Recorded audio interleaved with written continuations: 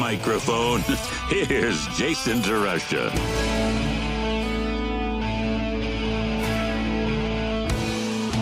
Gas prices are up and up and up.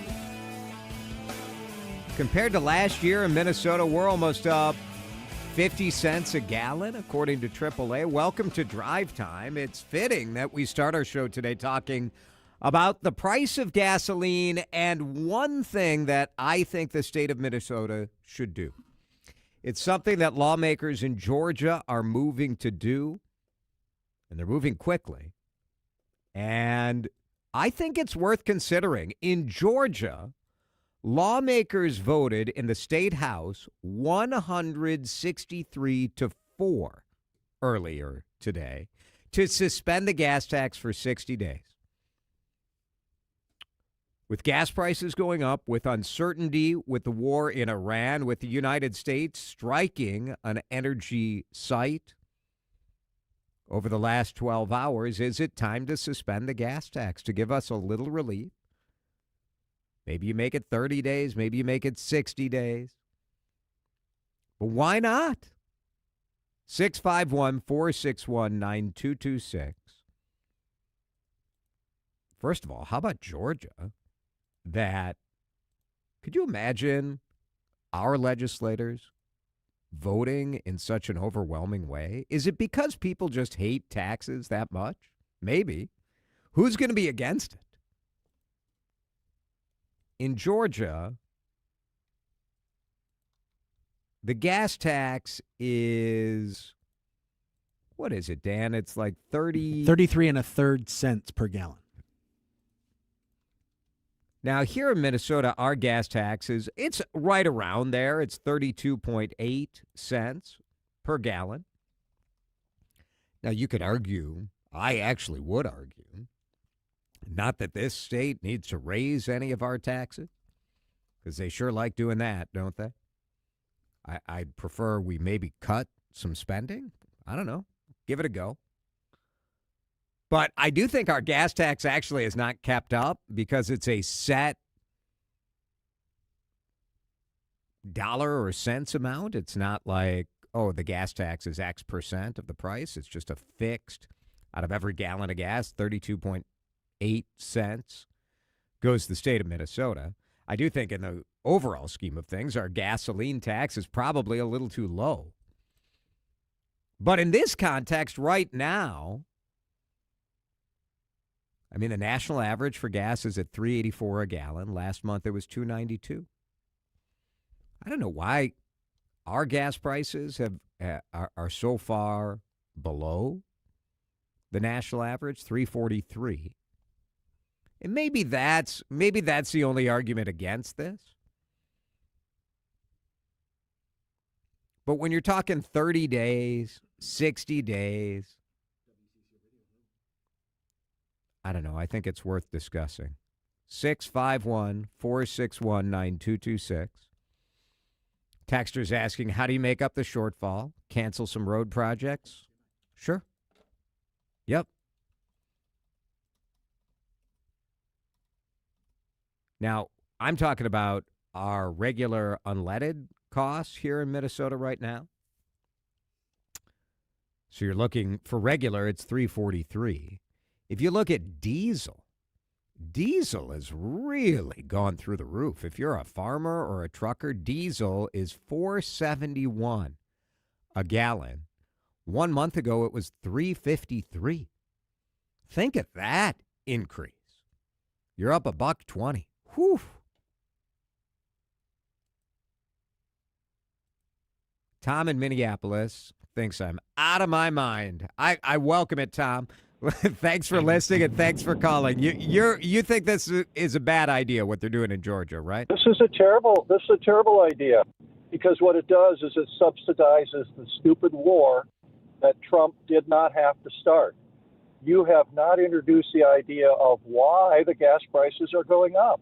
And the only reason it's going up is because Trump chose to start this thing. And this is the cost that Americans are paying. And when they figure it out, they'll throw the Republicans who have no backbone out of office at the chance they get if we do hold elections. I'll hang up and listen. Thanks, Tom. Appreciate it. I mean, I think I indicated why the prices are going up, that it is the war in Iran. But Tom is saying that maybe we should pay a price at the pump. Now, I think Tom believes that if people feel the pain, it's going to make them change their opinion on the war. I don't know. Have you seen any evidence that supporters of President Trump are willing to kind of turn on the president? I mean, that is what Tom brings up is sort of an interesting question. What is the dollar amount at the pump that would make you reconsider your view on the war in Iran? I don't know if there is a dollar amount that would make a Trump supporter change. Well, and ultimately, it's not about necessarily turning on the president as much as it's blaming Republicans in Congress, right? That's what Democrats are shooting for at this point, and that's the political calculus that Tom's doing, right? You want to take over at least the House and the Senate if you can get it too, if you're the Democrats, because that puts a flat stop to anything the president's trying to do for the last 2 years of his term, and introduces, impeachment inquiries and all the other nonsense that will go along with that. But I don't know. I guess when we're talking about this, we're just trying to take care of people at the pump because it kind of stinks how much this is costing. And is there a way Minnesota can help people with their pocketbooks and not have national politics drive everything we do in our lives? 651-461-9226. I think, the reality is suspending the gas tax when we're at $3.45 right now. I don't know. What have you guys been filling up at? I just filled up Monday, and it was $3.49. AAA's data usually lags a little bit, and it's a statewide number for Minnesota. But I do think, let's see. Let me take a look at our metro area. Well, yeah, $3.50 is the current average in the metro area. Last month, it was $2.62 in the Minneapolis-St. Paul metro area. So that is, you're looking at, even percentage-wise, that's a huge increase in the price of gasoline. I think I filled up on Saturday morning prior to the storm, and I think it was going for $3.53. Mm-hmm. But I shop at Holiday. Oh, yep. Cub Rewards knocked it down to $3.33, I think. So $3.50. I don't know. I think if you get to $4 a gallon, it is seriously time. I don't know that $3.50 is the time to say, let's pull the plug. In Atlanta, they're saying, their average price is $3.73. In Georgia. Yeah, once you get to $3.73, I just think it's worth taking a look at. Lots of texts coming in. 651-461-9226. We'll share your thoughts. Is this worth considering? And at the least, what about doing it for diesel users?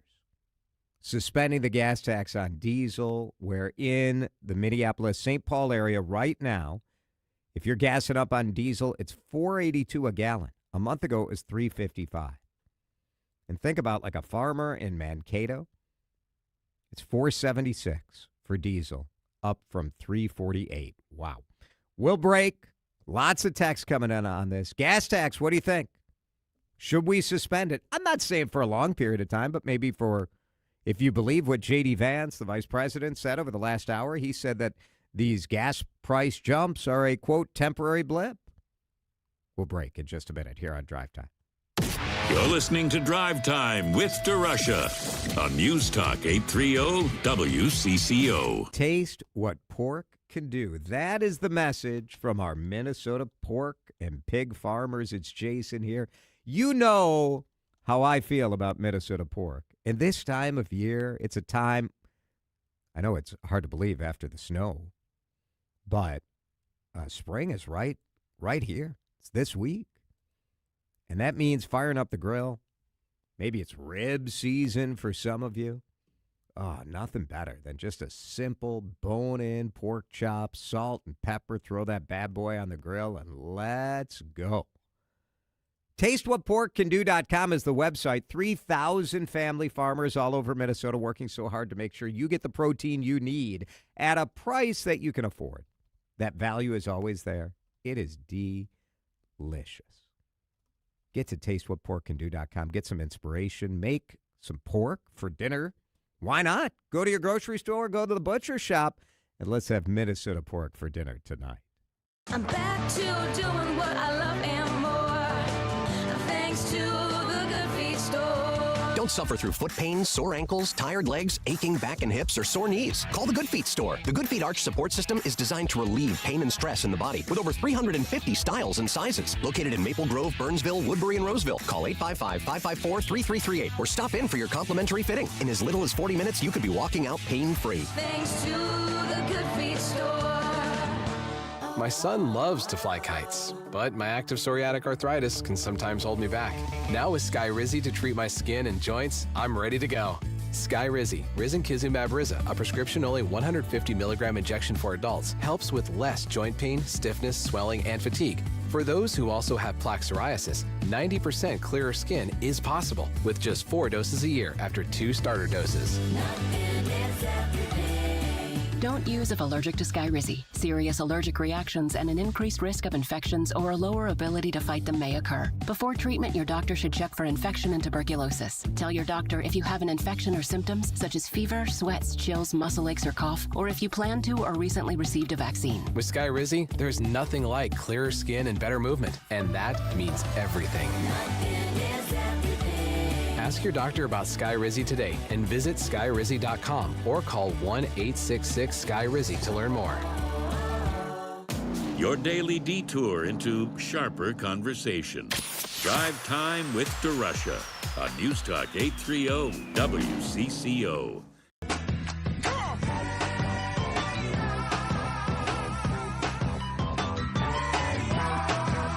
There are some differences in the various ways that states deal with the gas tax. In Minnesota, our gas tax goes directly to road projects. Now, they've suspended the gas tax before in Georgia, so this is something culturally the politicians there are used to.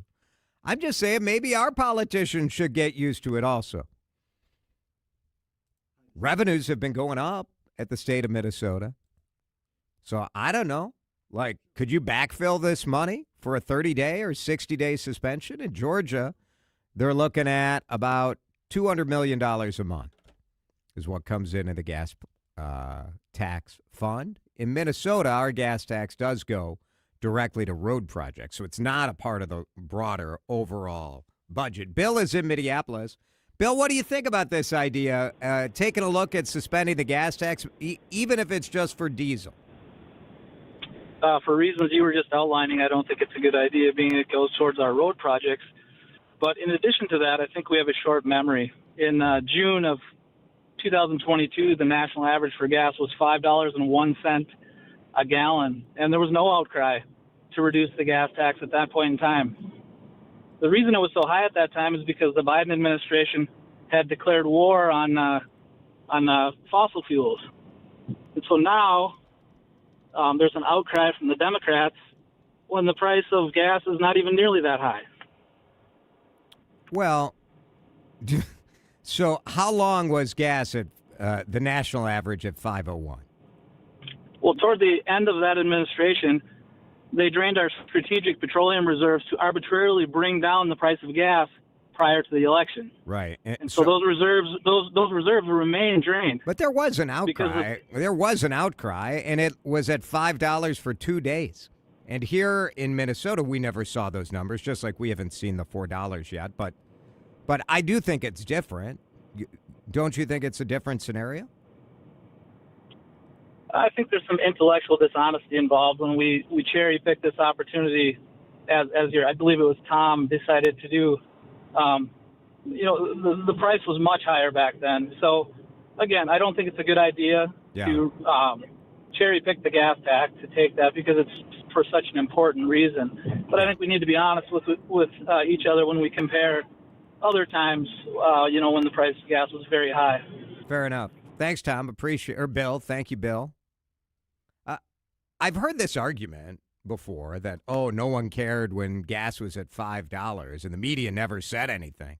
And I would just say cherry picking is a universal temptation because it's just not true.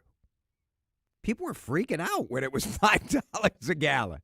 But it lasted for 2 days, and Joe Biden and Democrats were resoundingly booted out of office, partially because people did reject the energy policies of the Biden administration. And oh, by the way, this isn't a quote-unquote Democratic proposal. This was done in the state of Georgia. Not exactly a Republican governor. Deep blue state. And we're just asking the question, is this something Minnesota should look at? This isn't a Democrat-Republican thing. This is trying to save people money thing. And we're also talking, we're getting a lot of comments on the text line, too, about, obviously this feeding into the road. We're talking about maybe a 30 or a 60-day lifting, and we're forecasting a $3 billion surplus. You're telling me we can't shift funds around a little bit and cover for a month or two? That I don't buy that argument, that suddenly the roads are going to just turn to garbage because we did this for a month or two. Texts say, this is my favorite. It's lower than Biden. It's dumb. It would be way lower without war. $5 gas was caused by Russia's invasion of Ukraine. That's right. $5 went up when Russia invaded Ukraine. So I do, use your head on that. It's just different. When Russia invaded Ukraine, that is quite different than an action that the United States did. Now, is it a good idea to suspend the gas tax or not? I think it's worth looking at. Let's go to Woody in Edina. Woody, you're on CCO. What do you think? Is it worth taking a look at? So you have to understand that the farmers, if you're looking at what the farmers are paying for fuel versus what a truck driver is paying for fuel, it's drastically different.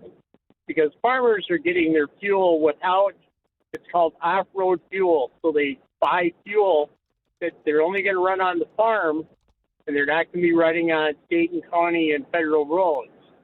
So there's no gas tax or no fuel tax. Oh, when you buy, that's right. That is correct. That's a very, very accurate point. I'm glad you called in to make that, and I was wrong in lumping in the farmers. When I was talking about farmer diesel, I was thinking more about people driving trucks, but it's not. No, it's. But you're exactly right. It's not the farm equipment. Off-road diesel. Yeah. So it's off-road construction companies and yep. all of that. Totally. Right now, totally correct. I drive for a living in my company. I bought gas in Clearwater at lunchtime today, and it was $3.49. With Upside, I got 14 cents a gallon back. Yeah. People are going to start using these Upsides and these other fuel products. We'll be back to that for sure. Yeah, no doubt. Good call. Appreciate the correction, clarification there, Woody. Thank you. Texters. Only have one beer at the Timberwolves game tonight instead of two. You'll save $15 and you can buy gas with that. There's some truth to that. Jack up the gas tax, says a texter. We deserve it for electing this. You can fill in the blank. Texters say the higher oil prices are also helping fund Russia's war with Ukraine. The ramifications of higher oil prices go way beyond just the gas pump. Another texter says, in February, I paid $2.39. Now in Monticello, it's $3.44. I'm okay on canceling the gas tax. Another texter says, Jason, absolutely not on suspending the gas tax. You're rewarding people's lazy behavior and Trump's stupid invasion. The gas tax is there for a reason, mainly to fund highway projects. Putting off these projects doesn't solve anything, makes them more costly. There are other options. Move more aggressively to produce electric and hybrid electric vehicles, which half the people could make the switch. I'm personally huge on hybrid and electric vehicles. That said, most people can't just go out and buy a new car because gas prices get high. So it's just not a realistic scenario. It just doesn't quite make sense. I have to admit, I am a little impressed at how, like, the legislators in Georgia have managed to, like, go from proposal to vote to action so quickly. They can do that? Like, and maybe that's part of why I'm a little seduced and a little curious about this sort of approach. Because could you ever imagine? Could we do? Well, first of all, there is no way that Democrats, that's the other amazing thing.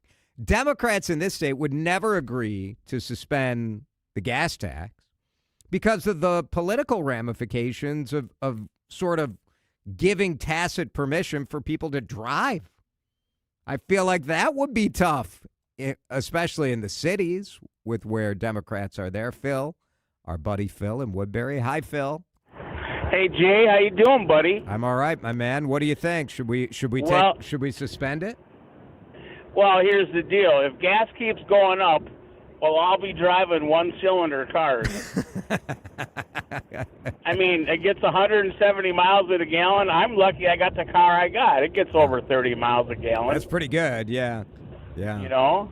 I mean, I think we're going up.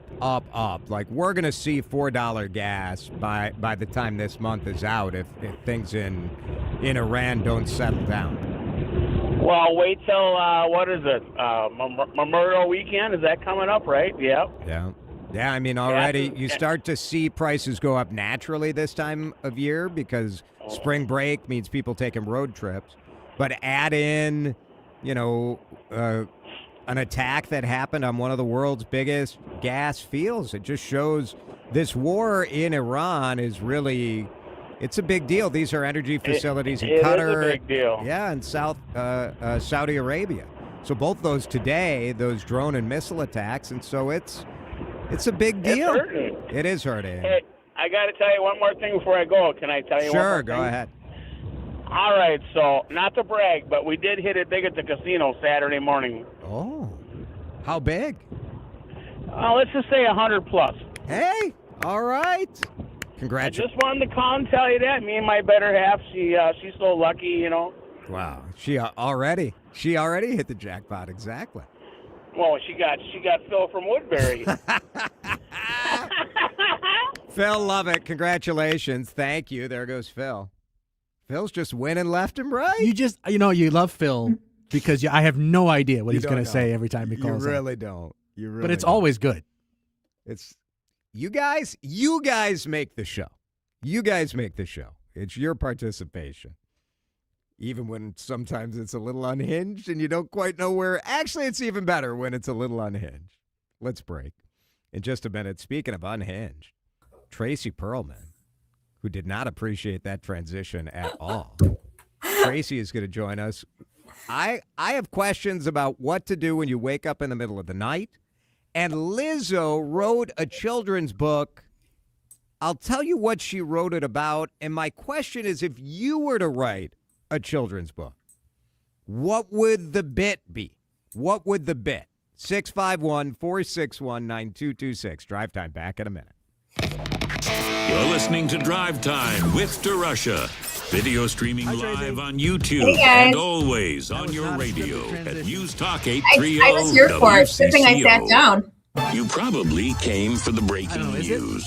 Yeah, why not? Severe weather and winter storm reports, or maybe for Twins baseball.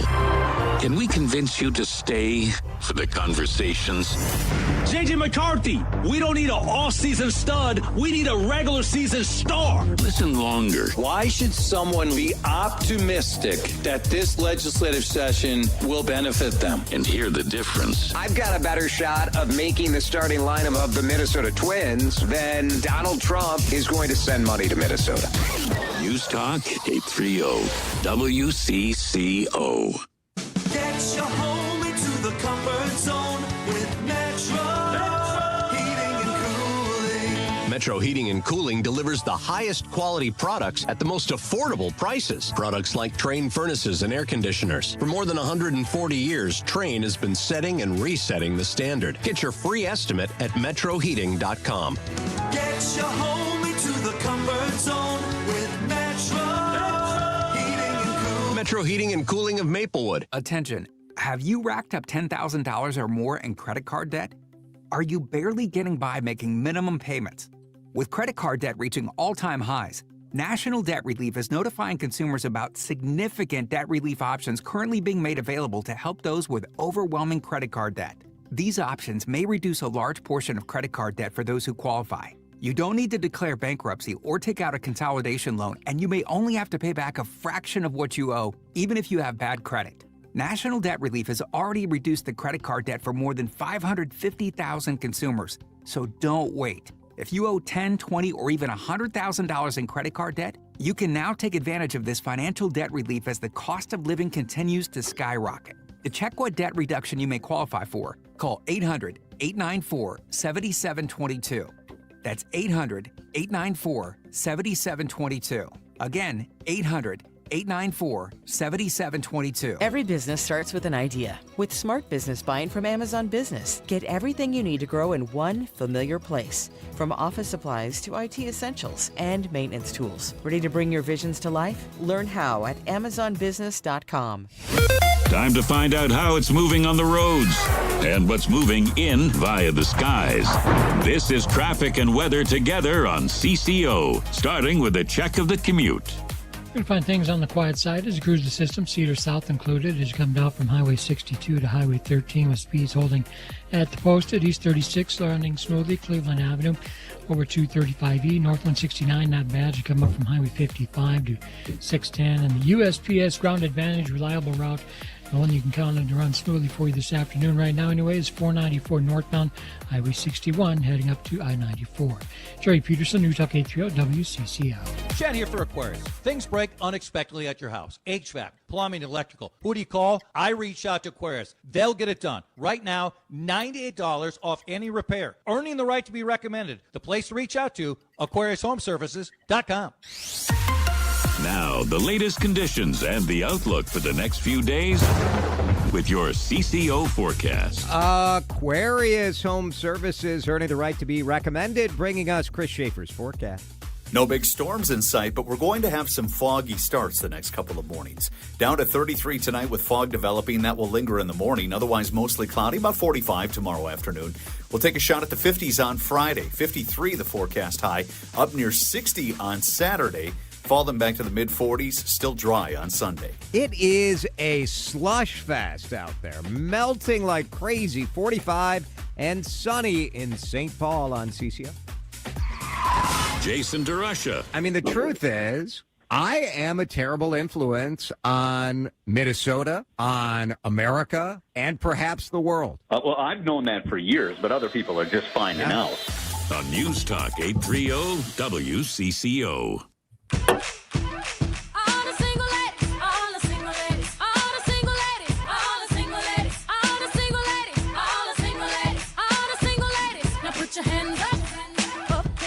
It is time for our weekly visit with Tracy Perlman. Brought to you by Beyonce and Grand Casino Arena, which is where you are. Nice of Beyonce to sponsor this. I've been looking for a sponsor, so I'm thrilled that B is in. Well, Lizzo was the second choice. Yeah, but she's busy. She's busy. She's busy. Lizzo has written a children's book, which I've always thought it would be cool to write a children's book. Yeah. Lizzo's book is called Lil Lizzo Meets Sasha B. Flutin. Nice. Sasha B. Flutin, because Sasha is playing the flute. Mm-hmm. Pretty good, right? Yeah. If you're Lizzo, you're going to do a children's book. She played the flute. Very well. Very well. Very well. And it includes the line, she tried the percussion, the strings and the brass. You gonna sleep on the flute, she heard someone ask. She picked up a flute and said, was that you tootin'? And so like the flute comes to life. She finds her confidence. Lizzo changing lives everywhere. Pretty good. I think it's cute. It's very cute. You know what? There are some band and orchestra kids that are finally being represented. which is nice. Were you a band or orchestra kid? No, I cannot play an instrument to save my life. I tried to learn the guitar. Terrible. Yeah. I am not Is smart. the guitar hard to play? I only know how to do it in like what's that Wii game where it's like Guitar Hero. Guitar Hero. Yeah. Dan, it is you for were me. learning the guitar, right? I've been playing guitar for most of my life. Yeah. Is it I hard? think it's hard. I think all instruments are hard. My brain is not that smart to like read music and then coordinate the hand eye. Don't even get me started on drummers. They have all four limbs going in I don't different know how the directions on a rhythm. No, thank you. Same. Yeah, there's no question that some people have instincts for it that other Yeah. people don't. But I'm firmly convinced that any instrument you want to learn how to play, it's the Malcolm Gladwell thing, right? It's reps. You just have to have the patience and the determination to do it and know that for a while you're going to sound terrible at it. But if you just keep going and going and going and going and going, eventually you're going to get to a point where you're at least competent at it. I mean, not everybody's going to be a virtuoso just by doing 10,000 reps, but yeah, I'm convinced anybody who wants to put in that time and effort can learn how to play an instrument. Yeah, I was really bad at guitar. My fingers don't form the correct way to be on the chords. You have to stretch muscles that you don't usually stretch, and you also have to build callus on whatever hand that is with your fingertips. Yeah. As we've discussed before, I'm not a laborer, so I have very soft, simple hands. Yeah. And I like to get my nails done. And my friend who was teaching me guitar was like, "This is not going to work." No. So I have the delicate hands of a white collar worker. Is what I have. So I am a music appreciator. A music supporter. So what would your children's book be about? If Tracy Perlman wrote a children's book, and you guys text in, some text coming in at 651-461-9226, what would the book be? I think I like the idea of a girl playing sports. I played growing up. I played softball. I tried soccer. I've tried a bunch of different sports and then finding your thing. Don't you think we've inspired? I feel like that haven't we inspired girls enough? Yeah, to play sports? It's just and they're just we have so many overdone. So overdone. It could be about being a good fan and a good sport. I think that's important. I think there's a lot of bad parenting happening at children's athletics. That'd be kind of good. Like the story from the perspective of a kid who's embarrassed by their dad or mom. Right. Yeah. My kids always claimed they couldn't hear anything. Oh, that's kind of good because you guys weren't hearing. You didn't care how Sam and Seth did. Well, I did not need like some sort of social media scandal of like TV's Jason DeRusha yelling at youth sports wrath. And I used to yell at parents of kids on my kids' team when they were riding the rafts. Yeah. Now you had a son who was a ref. I was a ref. Seth was a ref for a bit. Maybe I could write a book about a youth sports referee. I was just going to say, I think that would be a great book because you do it because you love the game, right? No one wants to read about the ref, though. Whenever I see the refs skate out at the start of a period, like the hockey refs, I think they must just be like, woo, because they're out on the ice all by themselves and they're just flying around. The players aren't out yet. It looks so fun and so free. Hockey Think of that when you're watching a game later tonight. If you're watching the Frost game, just woo. Is that the hardest sort of referee? I'm always impressed by anybody on skates because I'm a mediocre. I would say I'm on the low end of mediocre when it comes to skating. I'm terrible. I'm terrible. If I had an audition on ice for a job here, they would not have hired me. Yeah, maybe I would do the referee. What if I did a story about like the kid who did the morning announcements, and how no one wanted to date him because it was embarrassing to date. Then it took a sad turn. Where's the happy? We need the catharsis at the end. Sad? But then he dated a girl from another school who didn't have to hear his announcements. Nice. She didn't know. That was his secret. She didn't know. What have people written in with some other good ideas? Texter says the title of my kid's book would be "What Adults Say and What That Means." Oh, you know what? I always joked if I ever wrote a book one day, it would be called Clean Your Room, Dennis is Coming Tomorrow, because we had a cleaning guy growing up, and I swear to God, he came every day. It was every single day was like, clean your room, Dennis is coming. Clean your room, Dennis is coming. We used to do that to our kids. Yeah. It wasn't Dennis. Yeah. It was just that cleaners, house cleaners coming. Dennis was married to Debbie. Debbie was our cleaning lady, and then Debbie got a different job, so then Dennis came. But yeah, it was clean your room, Dennis is I coming. wasn't sure how that story was going to end up. Or some sort of tragic divorce, or Nope. But you just swap out within the family. Just swapped out. All Yep. right. The title of my book would be Christy and the Magic Needle, a cautionary tale about the need for daddy's approval and Botox. Oh, wow. That took a turn. Yeah, it took a turn. Yeah. Kids need to learn about the referee, says a texter, so they know how to properly curse them out. Yeah. That's... I've been at a game where someone's been like, I disagree with your assessment of the situation. And like, that's almost more appealing. Like, like appalling. Like, oh. Wow. Okay. That's tough. That Shame. is tough. If I were to write a kid's book, it would be a kid's cookbook and learning the basics of baking, says a texter. Yeah, that'd be good. Financial planning for 5-year-olds could also be a great book. How to stretch your allowance. Yeah. These are all great options, I think. All right. Well, keep the text coming. Tracy, I wanted, and we're visiting with Tracy Perlman, who joins us every week from her office at Grand Casino Arena in St. Paul. So I am not an insomniac, but as I've aged, I find myself waking up a little more often in the middle of the night. And this morning, yesterday I woke up at 5:30 in the morning. That was annoying.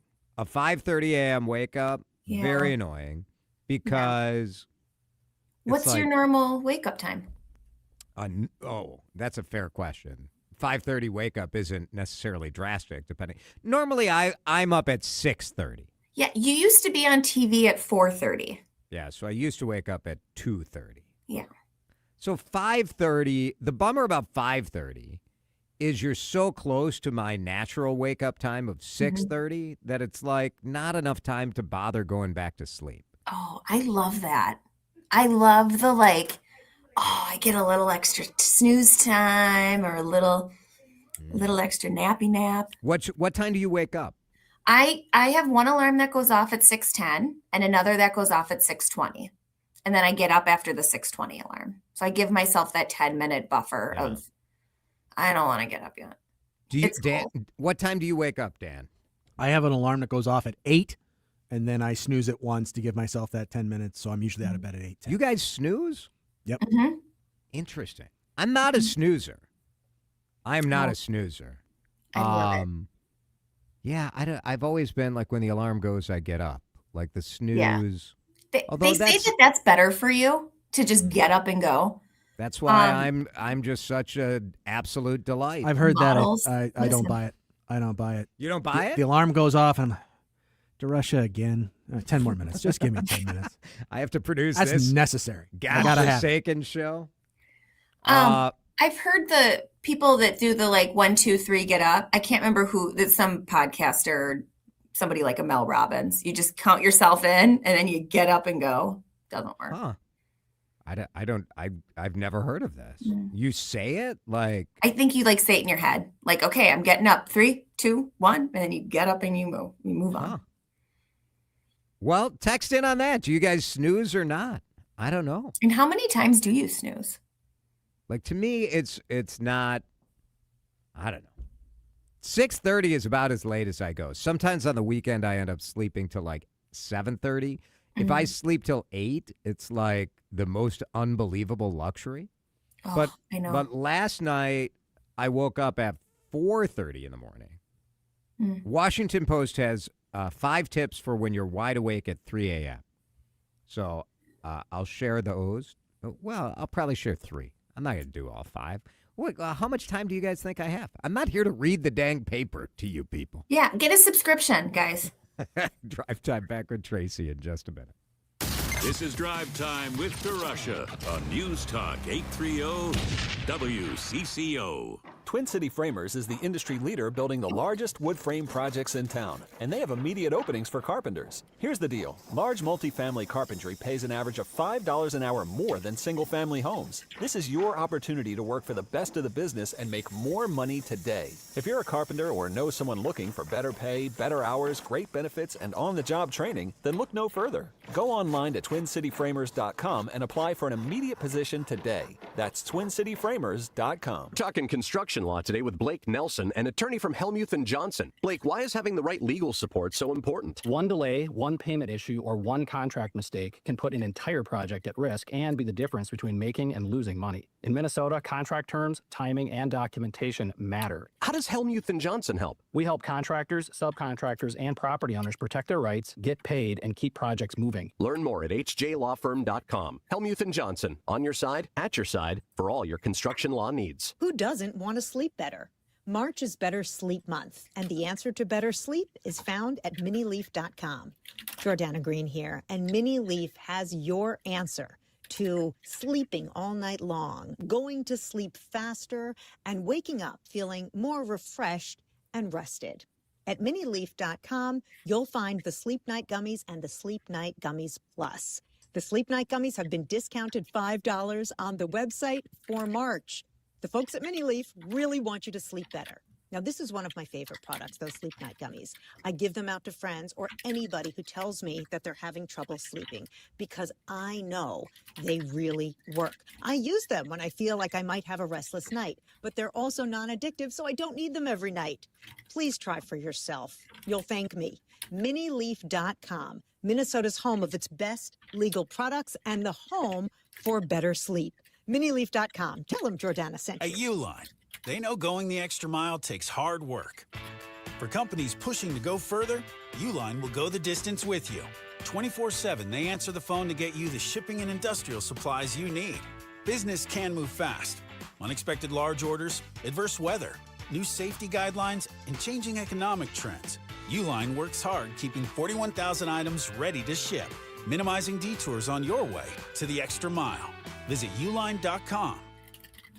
There's a difference between liking a house and actually getting it. Redfin is built to make up that difference and close the gap between finding and owning the home for you. Redfin agents close twice as many deals as other agents, so when you find a home you love, you're not a step behind when it's time to make an offer. That means less watching great homes disappear and more focus on the ones you'll actually move into and call home. Redfin helps turn saved listings into real addresses. Get started at redfin.com. Own the dream. Time to find out how it's moving on the roads and what's moving in via the skies. This is traffic and weather together on CCO, starting with a check of the commute. Crash in St. Paul cleared out of the way. 94 eastbound John Ireland Boulevard was blocking the left lane, but again, it's all clear. But there is still some congestion as you come in from Dale into the downtown stretch of St. Paul, traveling 35 east southbound. Some slowing as moved toward the River Bridge. If you're going to be on Highway 13, over a little bit further to the west, you'll find 169 southbound flowing nicely from 494 to Highway 101. Trey Peterson, News Talk 830 WCCO. For the best windows in the business that are made to order just for you, an array of styles, features that will fit your project and budget, only one way to go. My friends with Pella Windows and Doors, PellaNorthland.com. Tell me you heard this from Chad. Now, the latest conditions and the outlook for the next few days with your CCO forecast.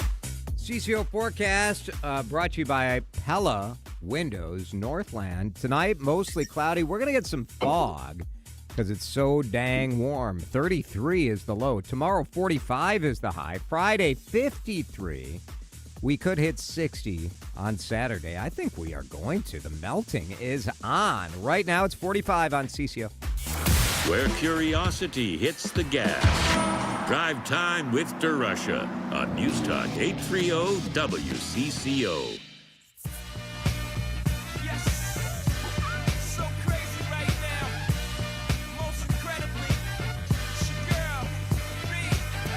Tracy Perlman with us on Video Link Up. You can always watch our chats and watch our show on YouTube. We stream on the WCCO radio channel. The Continental Diamond time check is 3 6:53. Time to get to St. Louis Park and start planning ahead for graduation presents, pre-owned watch headquarters. It's my favorite people in the watch business in the Twin Cities at Continental Diamond. New sponsor, Tracy. I love that. You do love a watch. I know I that about do. you. I've got a bright yellow-faced watch on right now. Very nice. Doxa, D-O-X-A. Fancy. Very fancy. I don't know. Do you want like a watch that screams? Are you a watch wearer? I am a watch wearer. I don't have mine on today. I forgot to put it on this morning. I had an Apple Watch for a long time, and then it was too many notifications. I had to go back to an analog watch. Dan's got whatever the Android version. Is Yes. this a Samsung watch or? Yeah, I think this one's Samsung. Yeah. Yeah. I like the fashion, so Yeah. even it's a struggle for me. Technology versus fat. Yeah. We're asking about snoozing. Audrey on YouTube says, "Wish I could snooze. The minute I wake, I'm up for the day." Another texter says, "I haven't used an alarm in like 5 years. I just get up. Usually it's about 6 o'clock, but I never need an alarm. I always just get up." Those people are magic to me. Alyssa has an alarm that on days she works out goes off at bless you, goes off at 6:30, and on most days it's 7, and usually I'm up a little before it, like I sort of anticipate it, I guess. Yeah. I'll sometimes do that, but The the body people knows. who don't need alarms, they just wake up. Study those people. That's How about amazing. this texter? I snooze the alarm at 6 and get out of bed at 8. Oh. Just set your alarm at 8. You don't What are we doing? understand the snooze function. What do we do? And to think doesn't it go every 9 minutes or Well, something? with the new iPhones, or at least the new setting, you can change the snooze time. All right, so here's what to do if you wake up in the middle of the night. Yeah. Sleep expert tells the Washington Post, do not look at your smartphone. Do not get out of bed and go to the bathroom, as that will raise your heart rate, making it harder to go back to sleep. That's not always an option, sir. Yeah, what if I woke up because I have to go tinkle? Well, this guy says about 70% of people are side sleepers, and that puts pressure on your bladder, which makes you think you have to pee. Instead, try rolling onto your back and counting to 30. And just pee in your bed, Dan. Just pee in your bed. Get one of those mats to soak it up. Yeah. Yeah. I mean, how badly do you guys want to sleep? Okay? If you want to sleep, take a leak. Okay. Supposed to go fisherman's friend on the bed, or what are we supposed I to don't do? know. Susan says she has a timer where the lights come on instead of an alarm. I'm Those are like tempted the by Nest alarms. Yes, and do you ever I get these ads all the time for these phones or these alarm clocks that like slowly light up, like mimicking the sunrise or something. Yeah. The problem is I have a window in my bedroom that is like a half circle, and I don't have a shade on it. So I just get that naturally. I didn't have to pay for a clock. There it is. Mhm. Today is National Sloppy Joe Day. Mm. Do we have too many national days? Like, does the Yes. Sloppy Joe need a day? No, Never. sloppy joes are icky. Do you like the Sloppy Joe, Dan? No, not necessarily. But I love the idea of having a sloppy Joe day. No. You know what else they could call it? A loose meat day. Yeah. Have you ever had a made right sandwich? No. Does anyone know what I'm talking about? I know what you're talking about, yeah. Made right is an Iowa classic. It's a version of a sloppy Joe. Mm. It is But it's very, like, loose meat. Yeah. I don't want that. Matt Brickman, who now works in New York, we were at the state fair and we went to share a gizmo, and he didn't tell me that it was a loose meat sandwich. And I took one bite and said, "No, thank you. Andrew Zimmern, you can eat those all day if you want them. I don't. What's your issue with loose meat? I don't like it. I don't like the texture. Mm-mm. Give me a meatloaf. Give me a burger. I don't want a sloppy Joe. Sloppy Joe. It's true. We should have pulled the song. I mean, you emailed the suggestion. I queued you the suggestion. Sloppy Joe. What were you doing today, Cook? You didn't have time for that. He was snoozing. Snoozing. Still snoozing. Snoozing. I have about 7 inappropriate loose meat related comments in my head, but Dan's giving a countdown. We gotta go. Guess we gotta go. Hi, guys. Frost our home tonight. All right, go check it out. Thanks, Tracy. Bye, guys. If you have a vacant investment property and want to sell it, call the John Schuster Group with Coldwell Banker Realty. They can get you the most for your investment. I know. I've seen them in action. It's Vanita. John's marketing system helps him sell houses fast and for the most money possible. That's what you want. Craig just worked with the Good Neighbor agent, that's what we call him, John Schuster, to sell a home. Craig was building a new home and wanted someone to move in right when it was finished. John's marketing system helped Craig find a buyer on time. It took John, get this, 10 days to sell Craig's house for $15,000 over the asking price. This is a huge investment. You'll want to make money. And you start with, what is your home worth? Are you curious what your home's worth? Find out in seconds. Just go to johnschustergroup.com.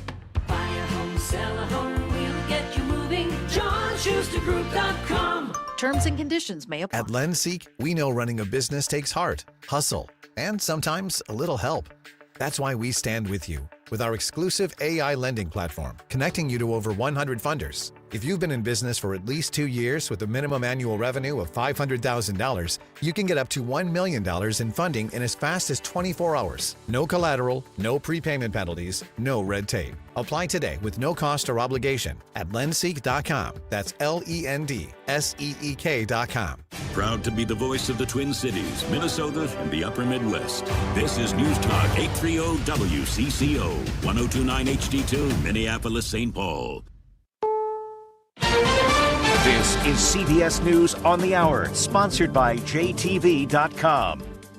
I'm Jennifer Kuiper. The Federal Reserve is holding tight on interest rates. CBS's Jason Brooks. In a widely expected move, the Fed maintained its benchmark rate at 3.5% to 3.75%, noting that job gains have remained low. The unemployment rate little changed in recent months, while inflation remains somewhat elevated. The central bank also noted an uncertain impact on the U.S. economy from the Middle East conflict.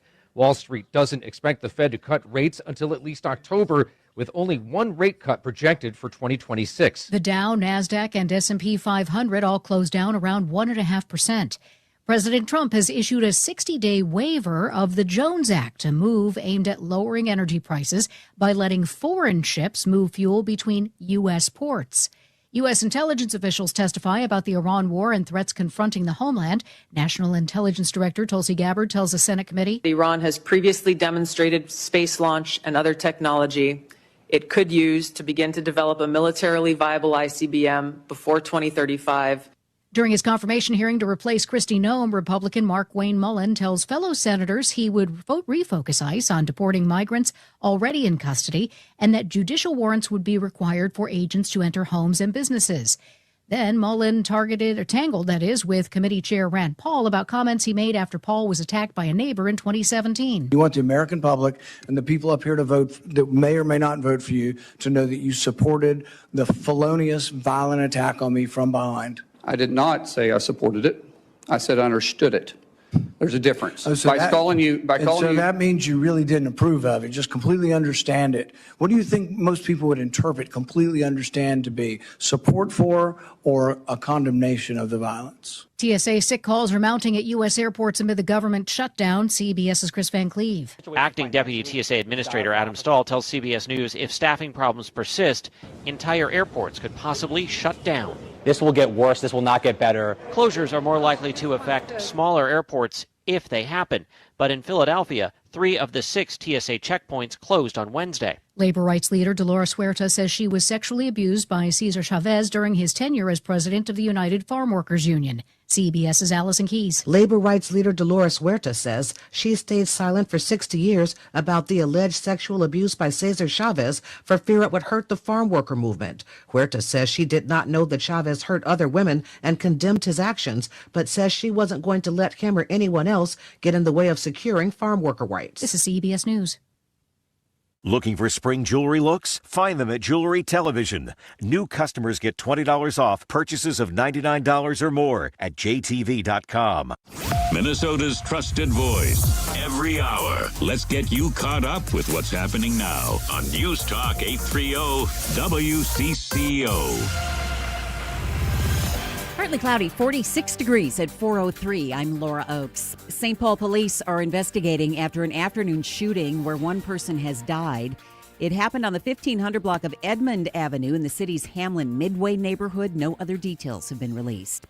A man is in custody following a double homicide in the small Minnesota community of Lexington overnight. A woman was found dead and a young boy was gravely injured in a home shortly before 1 a.m., prompting a search for the suspect that involved 7 law enforcement agencies, drones, and a canine. The boy later died at the hospital.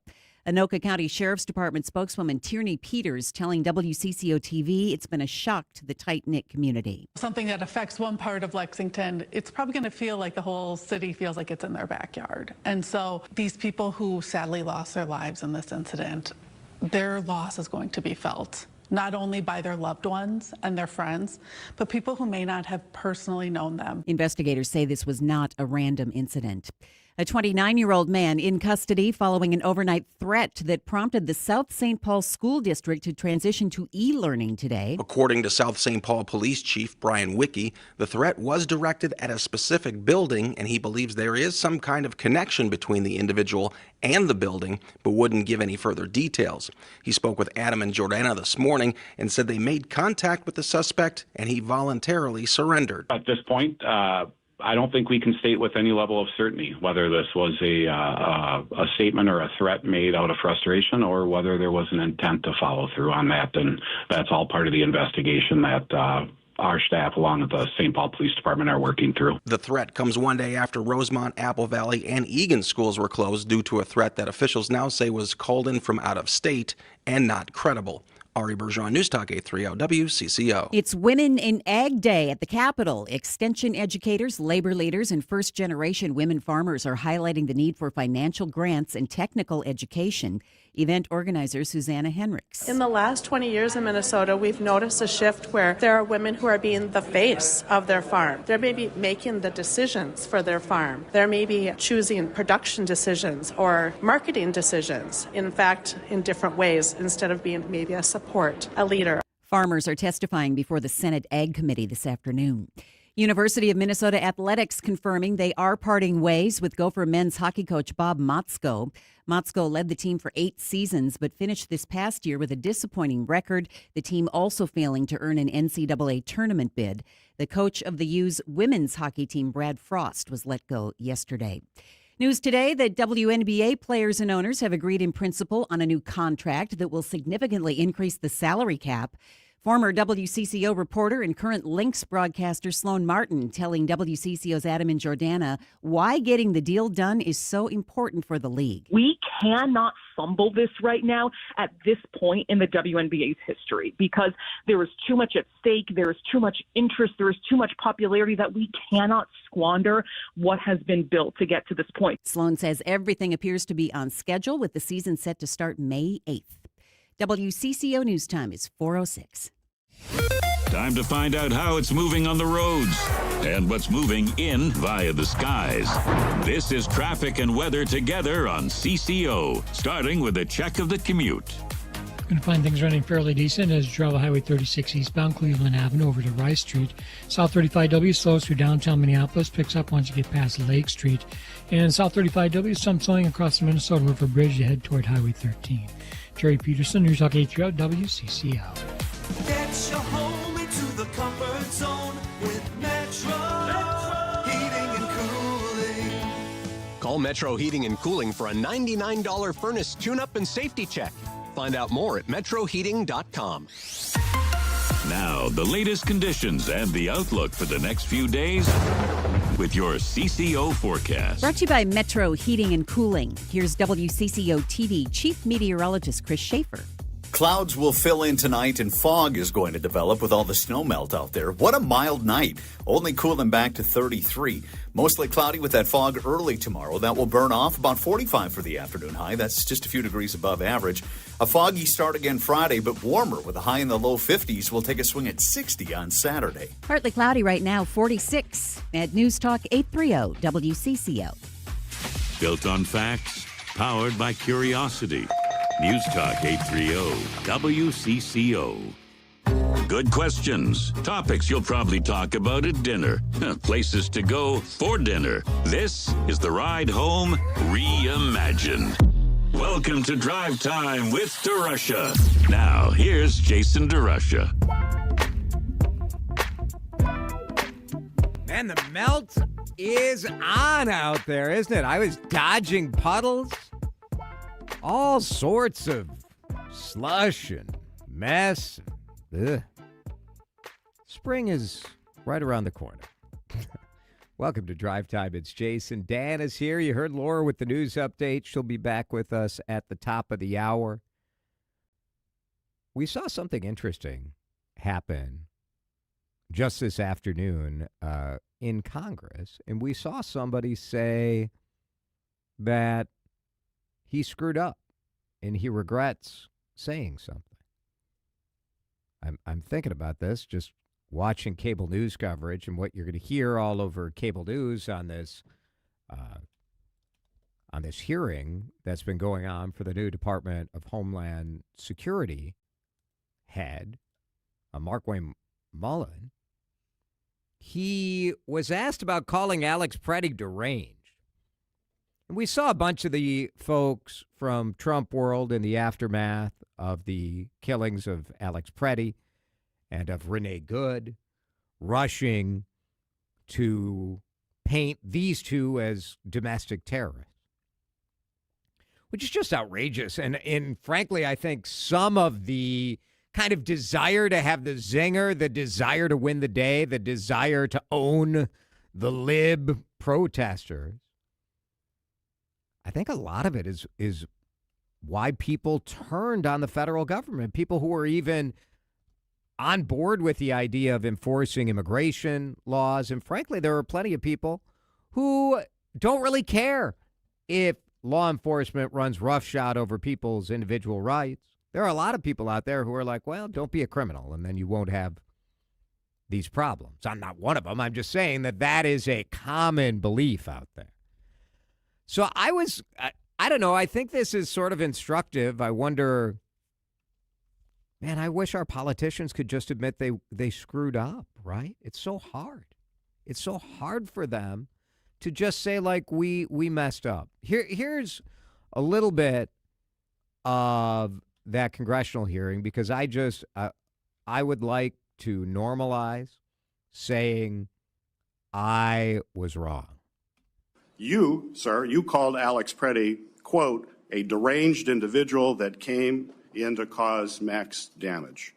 Could we expect those kinds of quick responses if you are confirmed as secretary? Would you be basically, well, you responded as Secretary Noem. Are we going to just expect that same behavior all over again? No, Senator. I have a deep amount of respect for you.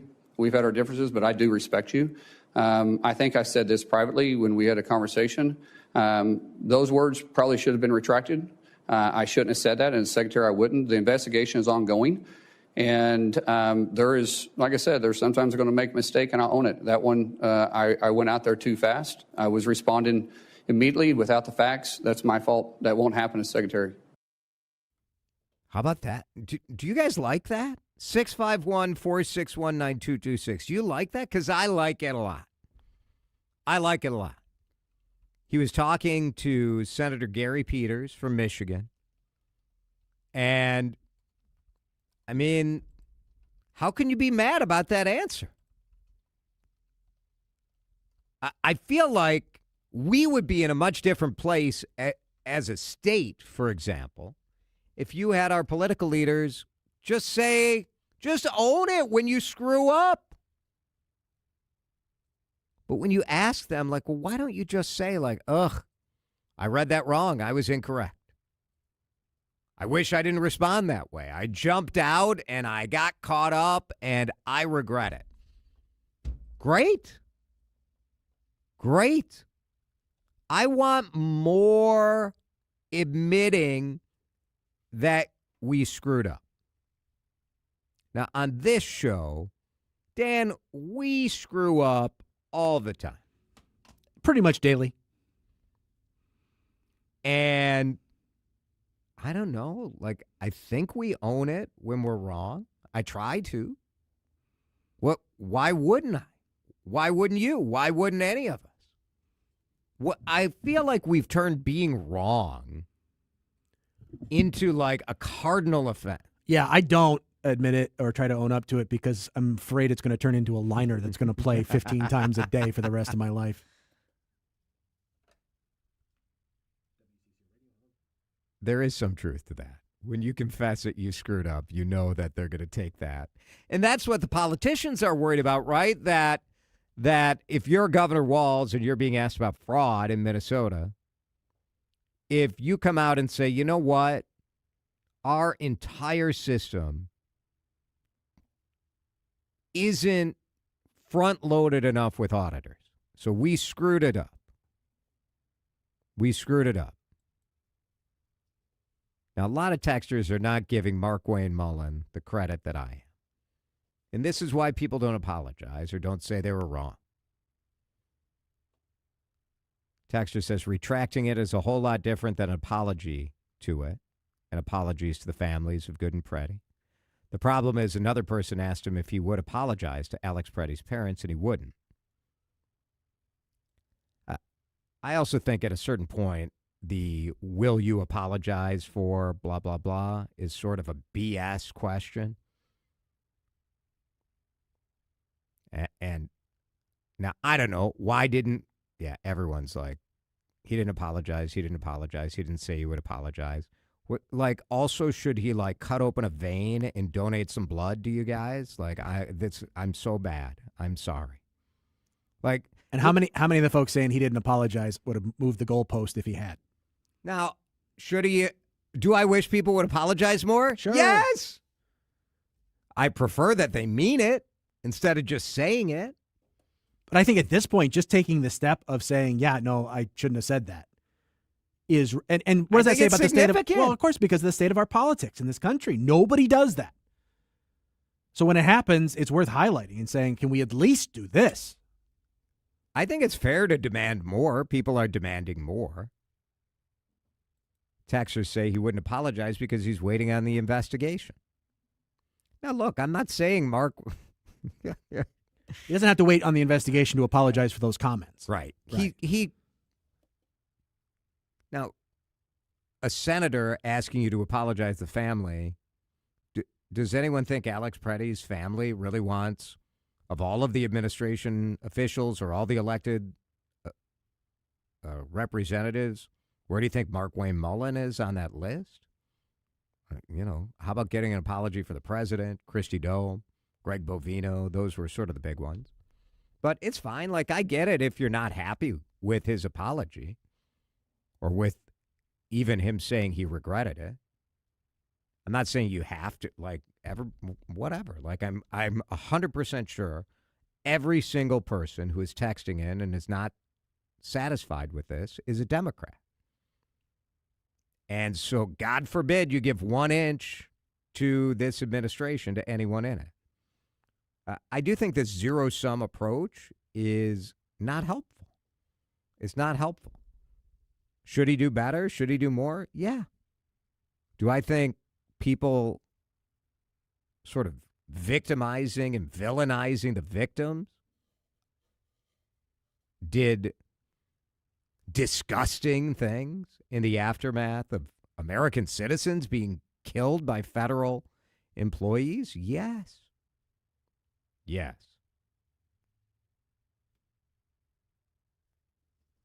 Texters say, Jason, he is the rush to judgment fellow without knowing the facts. It's important if he is chosen to lead that he makes informed decisions. Well, I think that's what he was saying. Which is why he was asked the question and why he responded how he did. Yeah, I do think it's absolutely valid I think it's a great question. The way Senator Peters phrased this question was perfect, because in this role, are we going to expect more of the Kristi Noem show, which is villainize American citizens no matter what the facts are because you are the government? We saw the negative of that right here in Minneapolis and in St. Paul. We'll break. If you want to keep weighing in on this, you're welcome to. You're welcome to. Jeff, stay on the line. We'll get you after the break. 651-461-9226. Maybe I'm wrong. Maybe I'm being too generous. I think you guys are being too unwilling to even cede a little bit, the texters so far. We'll get into it. We'll keep it going when we come back. This is Drive Time with DeRUSH on News Talk 830 WCCO. If you have had trouble getting an appointment with a dermatologist, I have a solution for you, and you are going to thank me later. I promise. It's Jason. For my friends, Tureen Dermatology. Dr. Mohiba Tureen is my dermatologist. But here's how much I trust Dr. Tureen. She is my dermatologist. She is my wife's dermatologist. My 2 kids go to Tureen Dermatology. My father and mother-in-law and sister and brother-in-law all go to Tureen Dermatology, and it's because the care is top-notch. You can feel it right when you walk into one of their clinics. I've visited Roseville and Hudson. They've got a great spot in Eagan. They're in Monticello. They're all over the Twin Cities, 10 locations that you can get an appointment at within 3 weeks. If you go online right now, Tureen, Tareen, dermatology.com, request an appointment. They will get you in within 3 weeks. Want to make a phone call and talk to a person? One number gets you to all of those offices. It's 651-633-6883. Do not wait 3 months, 6 months. Get in within 3 weeks at my team. They are the best. Tureen Dermatology. I'm back to doing what I love and more, thanks to the Good Feet store. Don't suffer through foot pain, sore ankles, tired legs, aching back and hips, or sore knees. Call the Good Feet store. The Good Feet Arch Support System is designed to relieve pain and stress in the body with over 350 styles and sizes. Located in Maple Grove, Burnsville, Woodbury, and Roseville. Call 855-554-3338 or stop in for your complimentary fitting. In as little as 40 minutes, you could be walking out pain-free. Thanks to the Good Feet store. When it comes to outdoor living, quality matters. At By the Yard, their furniture is maintenance-free, built to last, and backed by a 35-year warranty. Made from recycled products, crafted right here in the Midwest, and priced direct to you. It's furniture that stands up to real life, season after season. You can count on durability, on-time delivery, and products that live up to every promise they make. Visit a showroom near you to see all By the Yard has to offer, or shop online at buytheyard.net. With By the Yard, life is better outdoors. Spring cleaning is upon us, but there's one meaningful box that you don't throw away when cleaning out your closet. It's the box filled with your family's important videotapes, film reels, and photos. Hi, I'm Adam Baselogger. And I'm Nick Mako. We started Legacy Box over a decade ago to help families organize and update their analog media to digital. Legacy Box is simple and easy. It works and is safe. Over 1 million families have trusted Legacy Box. And Legacy Box has been featured in Good Housekeeping, The Today Show, and Rachel Ray. Legacy Box is like magic, converting your shoebox of memories to the cloud or thumb drive, ready to watch and share. Declutter your closet by digitizing your media. Become more organized and accomplished, knowing your family's recorded past is safe forever. Take advantage of our spring cleaning sale going on now. It's the easiest task to check off your to-do list. For a limited time, you can get started for just $9 a tape. Visit legacybox.com/radio to get our $9 sale. That's legacybox.com/radio to get our $9 offer. Legacybox.com/radio. Drive Time with DeRUSH. I'm just going to give it a big fat so what. On News Talk 830 WCCO. All right, there's Jeff in the liner before we go to Jeff in Sauk Rapids. Jeff is with us. Jeff, you're everywhere here on CCO. I know. What can you? I mean, when you deliver the gold, I mean that's how it works. Okay, before we get your comment, I want everyone to hear the part that people are texting in about, saying that he said he wouldn't apologize. So here is more of that, because I want to play that complete statement so people can kind of make their own decisions. But this is Senator Markwayne Mullin, who is trying to be confirmed in front of the U.S. Senate as the new Secretary of Homeland Security. He said that, well, here's the beginning of it so you can hear the whole thing again. There is, like I said, there's sometimes I'm going to make a mistake and I'll own it. That one, I went out there too fast. I was responding immediately without the facts. That's my fault. That won't happen as Secretary. So you regret that statement? I already said that, yes, sir. Would you want to apologize to the family of Alex Preddy? Well, sir, I just said I regret those statements. Is that the same as an apology? I haven't seen the investigation. We'll let the investigation go through, and if I'm proven wrong, then I will absolutely. So to me, that's I don't know. I think that's worth noting that that's progress in our world today. Go ahead, Jeff. What do you want to say about this? You're being too generous. Yeah. It's too little, too late, and I don't trust the rat. And I'll tell you this, if I were in the decision-making process, I would be so highly critical of any candidate because I don't want to, I want to see a zero chance that there's going to be Kristi Noem 2.0. I mean, the president of the United States has not even gone this far. So, right. So I don't know that anybody reasonably is going to expect the president to appoint someone who's like, wow, we totally screwed this up, right? I mean, because the president himself hasn't admitted any of that. Well, that's why I call the guy a rat. Yeah, fair enough. Thanks, Jeff. Appreciate it. Texter, all but one text is not impressed. And maybe this, in a way, you guys are proving that the way politicians are doing this is the correct way, strategically. That strategically, if you do the right thing, if you own up to your mistakes, that the only people that makes happy are your opponents who are never going to be on your side anyway, so why give them the win? Texters. Why did he make the comments before he knew the facts? Another texter, is he taking responsibility or just saying what he has to get nominated? I don't think he has to say this to get nominated. Nobody else seems to be saying even what he said, which is that he would retract what he said, that he shouldn't have said it, and if he's the secretary, I would prefer a return to a time where our elected officials would say, and this is not a one-party situation, we've had judges all the time saying that it would be much better for justice if our elected officials would zip it instead of saying like, oh, somebody's a murderer, that they would wait for more investigation to come out. Texters. Jason, I think if you're being honest as a person about saying you regret doing it, then you would be willing to make the amends to the parents or the family. Well, he said that, if the investigation comes out, and maybe that's a BS answer, I don't know. That's him walking a tightrope for sure. That, he's still trying to please daddy. It's an audience of one. Daddy. It's an audience of one for sure. Yeah. That he's got to play to. But you can absolutely apologize for saying I got out in front of this too early and I should have waited for the investigation. Yep. And even if the investigation somehow, and it obviously won't, but even if the investigation somehow proved him right, you could still apologize for being out front on it and the damage that did to the family. You absolutely can do that. But to say that without doing that, nothing else he says matters at all, to me is silly. Corinne emails in, which you're always welcome to email us, jason@odyssey.com, gets right to our inbox. The apology would not be sincere. Corinne says, more importantly, is he qualified? Does his threat to beat someone up at a congressional hearing disqualify him? He has no police training or experience.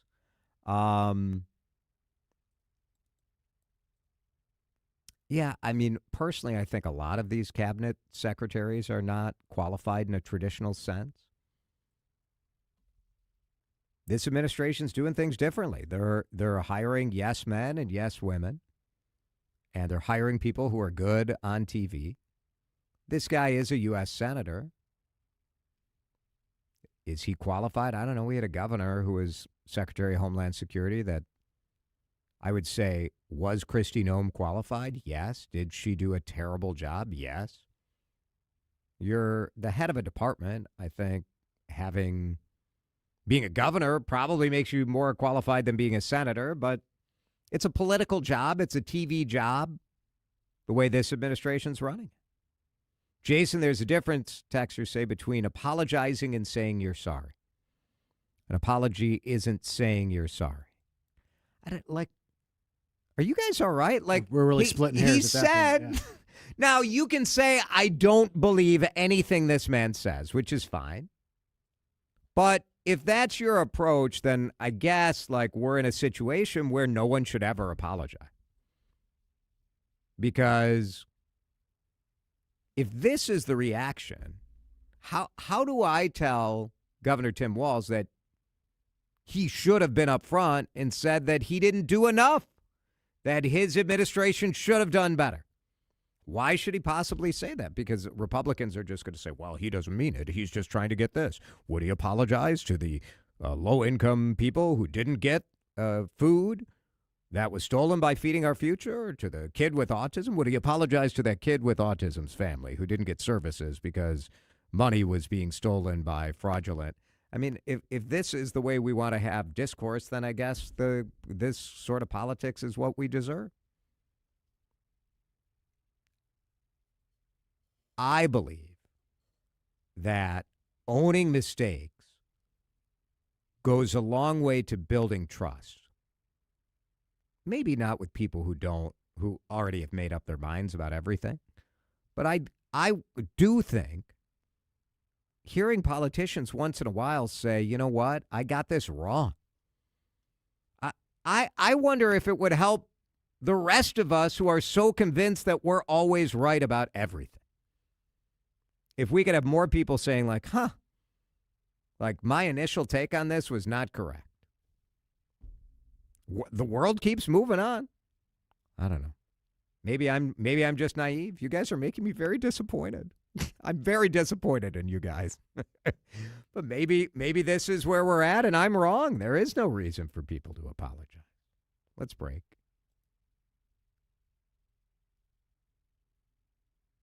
Texter's saying I would give him a lot of credit if he would say, yes, I do apologize to the parents. I would give him considerably more credit if he just would have said that instead of, well, we got to wait for the investigation. But, you still get partial credit on this show. It's 4:30 in a minute. We're going to break. I can't wait for this conversation. We have a tie in the State House. And it's not good. It's not good for governance. It basically means nothing is going to get done. One state representative says, I got the idea. We need to shrink the number of people in the House and the Senate. We got to make some changes. Just how bad is the tie that they're looking at making that kind of change? We'll talk to Representative Paul Torkelson in just a minute. You're listening to Drive Time with DeRUSH on News Talk 830 WCCO. He once disagreed with himself and still won the argument. When he speaks, algorithms listen. He actually said a Minnesota goodbye in under 10 seconds. His voice alone once made a Republican and a Democrat agree about climate change. He is the most interesting man in Minnesota. I don't always call CCO to voice my opinion, though when I do, I prefer the voice message feature on the Odyssey app. You betcha. Stay connected, my friends. Mike Rowe here with another random fact. Those cracks on your walls aren't just cosmetic. They could mean your home is sinking. Whether it's drywall cracks, exterior cracks, or sticking doors or windows, do yourself a favor. Call Groundworks. I spent some time working with these guys, and they're the real deal. Their people are trained and certified to stabilize your foundation. Innovative Basement Authority is now Groundworks.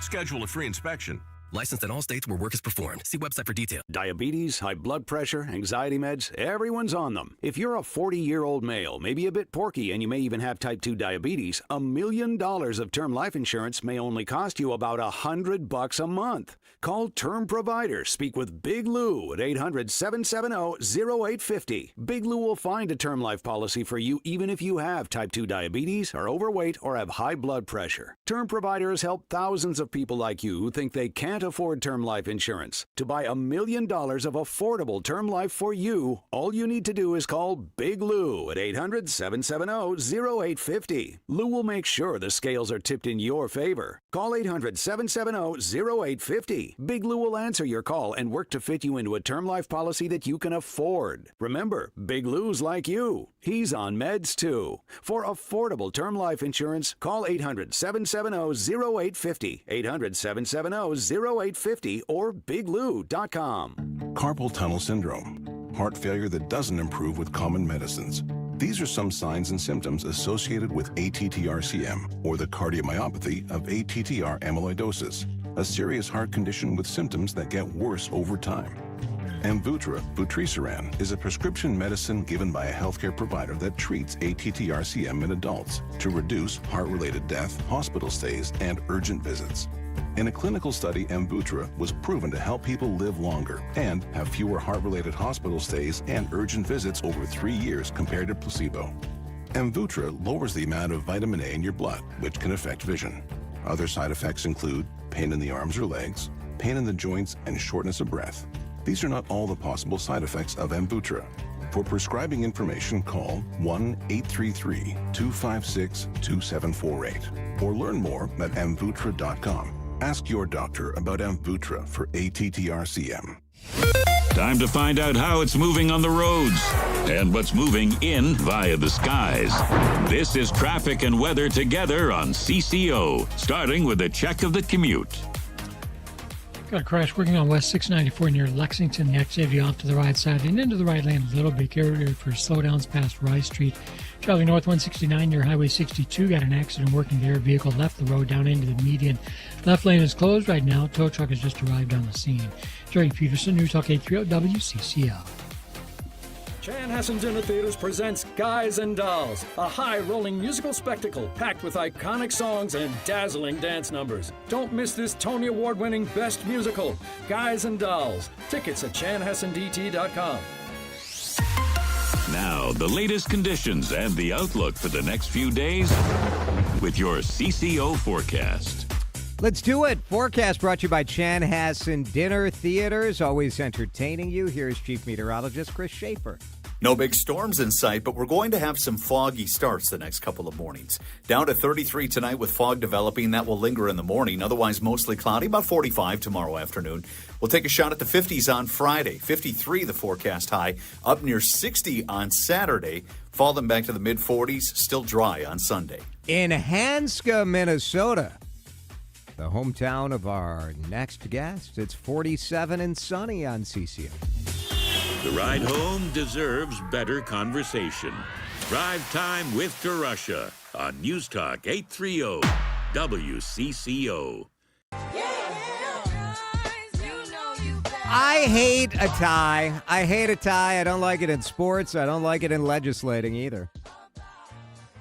I know there are people who think like divided government is good, but evenly divided Minnesota House, 67-67. I don't think it's been good. Representative Paul Torkelson, a Republican, is with us on the John Schuster Coldwell Banker Hotline. Paul, good to have you with us. You're not running for re-election, so this wouldn't affect you, right? That's true. I'm in my last year at the Minnesota House, my 18th year, as a matter of fact, and I'm going to put myself out to pasture. Well, tell me, how bad is it having the House tied at 67-67, such that you're suggesting a realignment of the number of state representatives that we elect? Well, this is the second time that the Minnesota House has been tied. It happened back in 1979, of course, happened again last year. And we had some serious challenges, especially getting started. If you remember last year, there was a guy who got elected but didn't stay elected because he didn't live in his district. And then we had a period of time where half of the House didn't show up. The Democrats decided that it was too risky for them to come to work.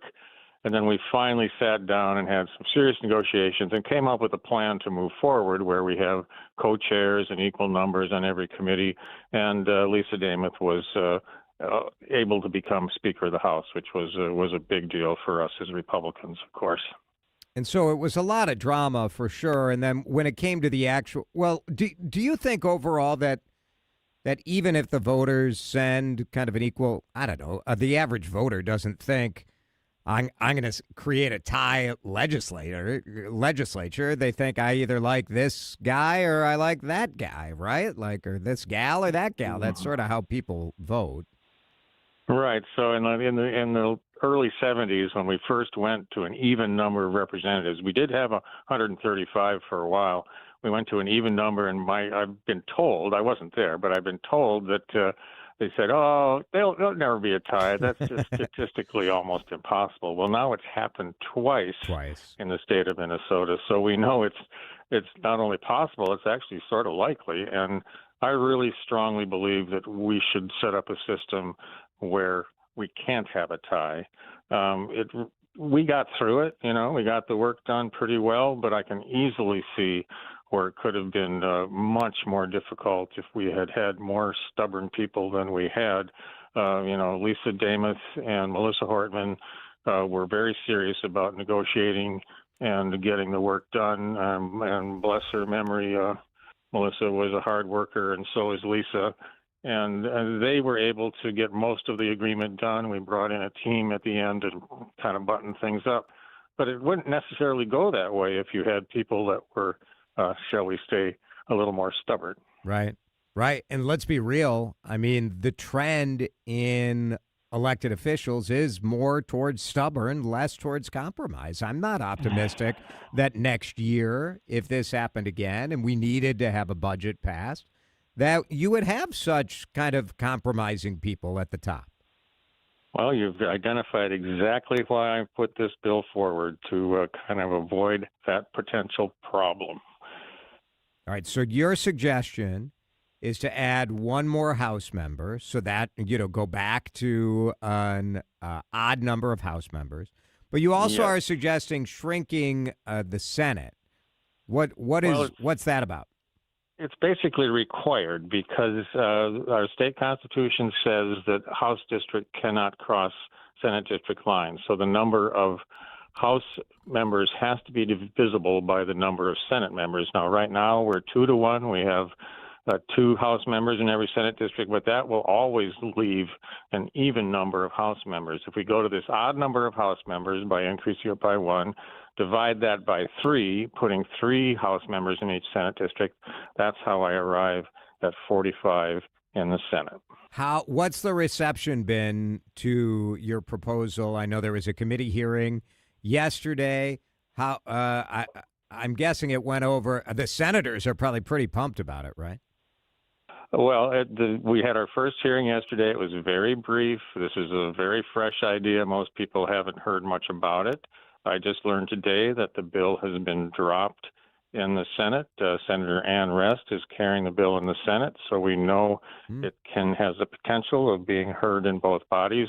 I'm not naive. I realize that the Senate may not be real thrilled about reducing their numbers. But the truth is we have the largest state Senate in the country, larger than any other of the 50 states at 67. And if we go to 35, we'll still be in, I believe it's about 14th place. So it's not like we're doing a super dramatic thing, but we're doing something that was would be pretty dramatic for the state of Minnesota. It would be dramatic here, yeah, absolutely. It's pretty interesting. I mean, I do think that this, and it's more than potential. As you said, it's happened twice, but having a state house deadlocked again, in a budget year, I'm not sure that we should just leave that up to the luck of the draw or how the votes are going to shake out. I think it's pretty predictable that we will have more deadlock state houses if we don't take some action. Well, it's a big risk, and it has real, genuine impact on the citizens of Minnesota.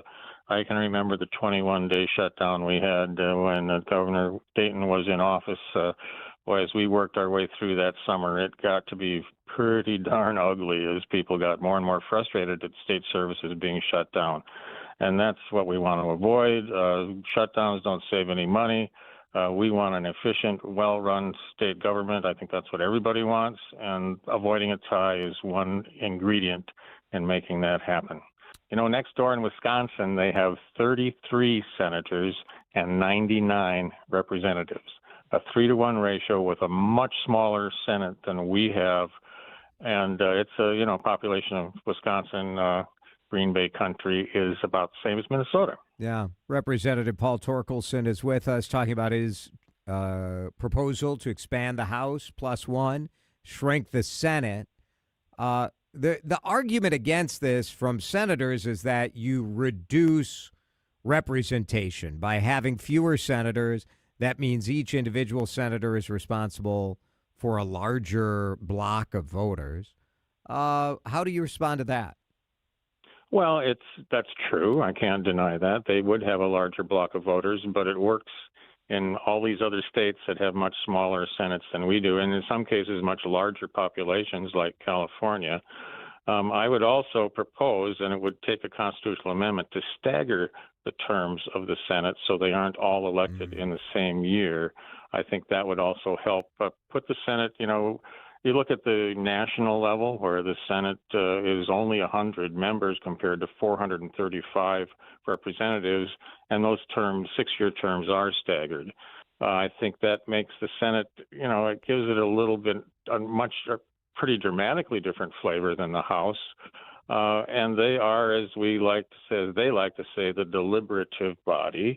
They take a little bit more thought into the work they do, where we in the House, we just get after it.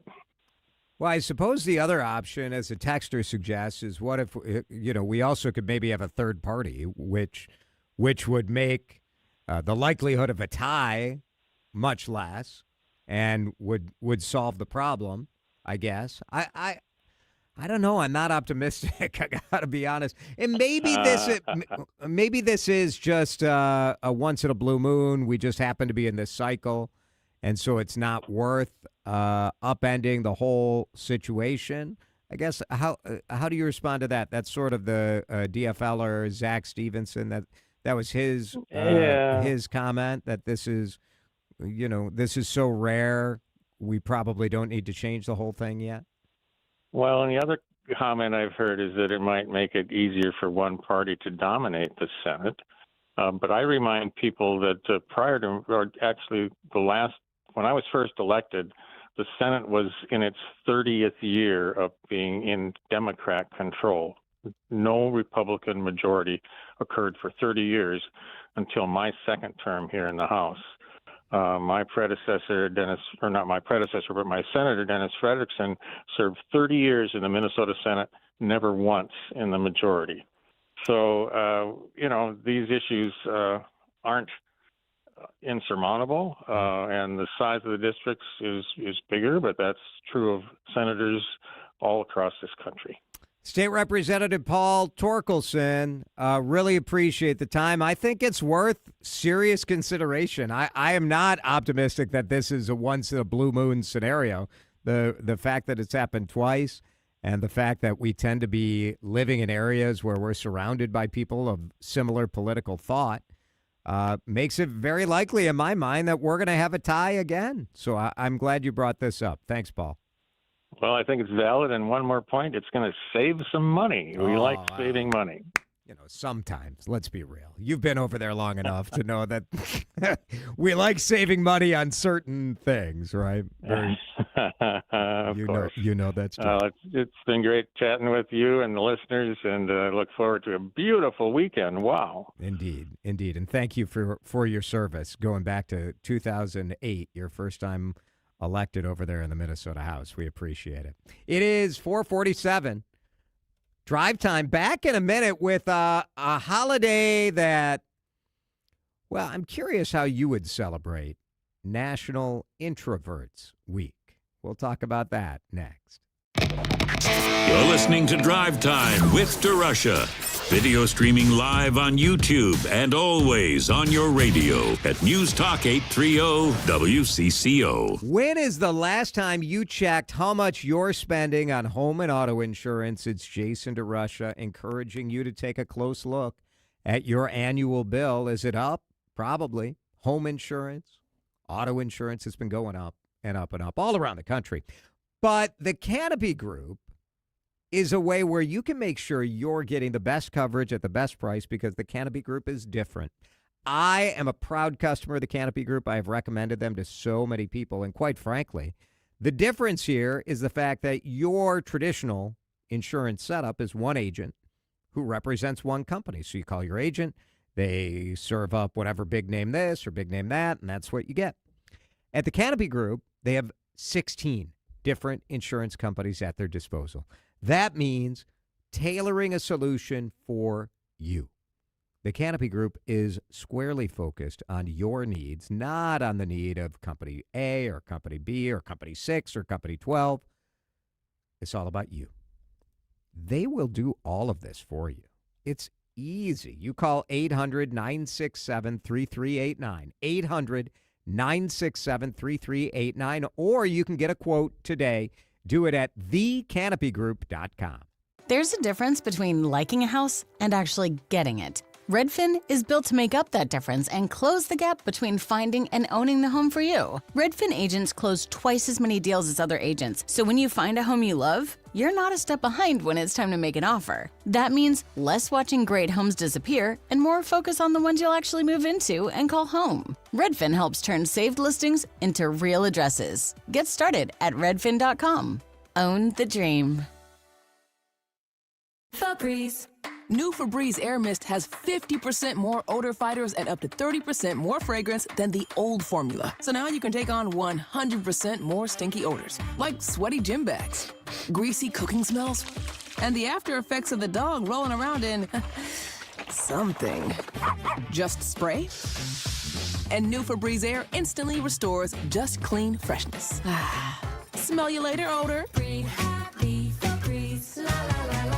The one real estate agent that really gets results, John Schuster of the John Schuster Group, Coldwell Banker Realty. Paul joins us now. What was your experience like working with the Schuster Group? We had heard a number of their radio spots on WCCO, and we also attended John and Paul Douglas's home selling seminar. Tim and Abby came out and met with us. How were they? I have one word, and that's exceptional. They went above and beyond our expectations. We put our house on the market on a Thursday morning, and within 48 hours, we had 7 offers. We were able to fortunately sell our house for over $50,000 over ask. John and his team deliver exactly what they say they're going to deliver. You know, I truly think these are people that have your best interest in mind. If we had to do this all over again, there's only one phone call I would make, and that'd be to Tim and Abby Lehman. 952-222-9000, online, johnschustergroup.com. I'm back to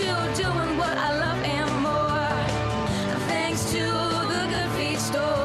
Don't suffer through foot pain, sore ankles, tired legs, aching back and hips, or sore knees. Call the Good Feet store. The Good Feet Arch support system is designed to relieve pain and stress in the body with over 350 styles and sizes. Located in Maple Grove, Burnsville, Woodbury, and Roseville. Call 855-554-3338 or stop in for your complimentary fitting. In as little as 40 minutes, you could be walking out pain-free. Thanks to the Good Feet store. Time to find out how it's moving on the roads and what's moving in via the skies. This is traffic and weather together on CCO, starting with a check of the commute. Well, crash cleared out of the way north 169 and Highway 62. Still a little bit of slowdown as you make your way through the area. Got some slowdown south 169, 494 as you head down to Old Shakopee Road. And it looks like we get the slowdowns continuing for South 35W, 98th Street to Highway 13. And East 494, that's jammed up 100 heading over to Lindale. Jerry Peterson, News Talk 830 WCCO.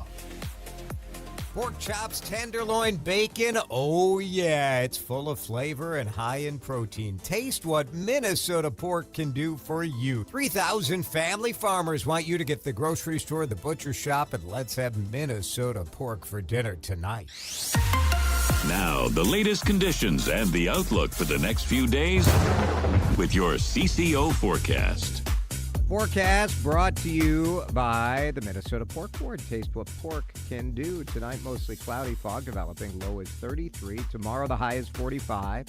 Friday, 53 with some fog early. We could hit 60 by Saturday. The melting is on. Right now in downtown Minneapolis, it's 42 degrees on CCO. Jason DeRUSH. You are worth the price of admission every single day because I have no bleeping idea what you are capable of saying. On News Talk 830 WCCO.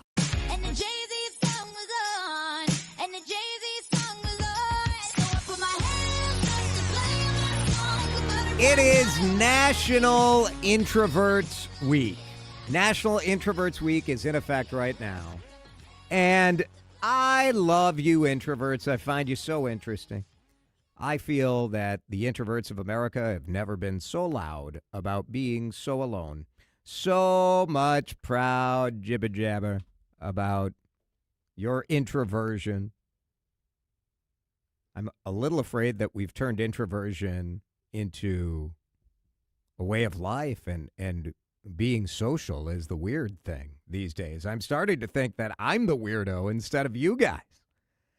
But with word that this is National Introverts Week, I've been is this true? We got a special announcement? Yes. Yeah. So just for our show. It's part of what we try to do here on DriveTime, which is just keep you up to date on these sorts of things. And so Dan has this special announcement for our introverts. From the producers of the International Day of Silence, Canada's NapFest, and the CAT Film Festival, we proudly present National Introverts Week. Social introverts, anxious introverts, thinking introverts. Unite in solitude or together quietly. Unite in silently judging how irritating extroverts can be. A week of ways to celebrate how superior we introverts really are. Monday, recharge in solitude. Tuesday, recharge in solitude. Wednesday, doom scroll social media. Thursday, recharge in solitude. Friday, recharge in solitude. Then get ready to rage this weekend by setting your phone to do not disturb, drawing your apartment curtains, and keeping them closed tight. National Introverts Week. Tell your friend. I think that's it. The ending is my favorite. Is it? Is it really? Tell your. That's nice. Tell your friend. Singular. Yeah. No, I heard it. I just want to underscore. Yeah, no, I got that. Thank you very much. For the AM radio listener. The introvert on the show who feels very called out right now. Was this too close to home? I mean, it's not that you could see it from here. I'll put it that way. How are you going to celebrate? Do introverts need a full dang week? That's what I loved about it the most. That was going to drive you nuts, and it wasn't just a day; it was a whole week. Everybody else gets a day. National Introverts Week. Everybody probably has their introvert T-shirts, right, with their dumb introvert slogan. When did introverts unite separately in your own homes? Yeah. Yeah. It's too people-y. That's one. It's a lot of people. Like the introverts. When did the introverts get so loud about it? You know? I don't know that we did. I think it's the extroverts complaining about the introverts that makes this so loud. It's possible. I think that's what I'm going with. It's possible. I mean, I just think like... Because why would we be loud about it? We don't want to talk to anybody. I think... I don't know. I think what introverts have found is that they can still be introverted, but you can be loud on social media. And you can tell the world, like, you know. I don't know. I think if you took an extrovert social media and an introvert social media, one would be significantly louder than the other, and it wouldn't be the introvert. This is an excellent, like, research project, right? You've got an intern. Let's go. It's pretty good. I'm looking at a T-shirt that says how introverts make friends. 10% they don't, 90% an extrovert found them, liked them, and adopted them. That's 1,000% the story of my life. My best friend is the extrovert's extrovert, and I wouldn't know anybody if it wasn't for him. It's a pretty good. Yep. It's pretty good. It works. Happy National Introverts Week, courtesy of Continental Diamond. They welcome introverts. They welcome extroverts. The time check is 4:57. Go see them at continentaldiamond.com.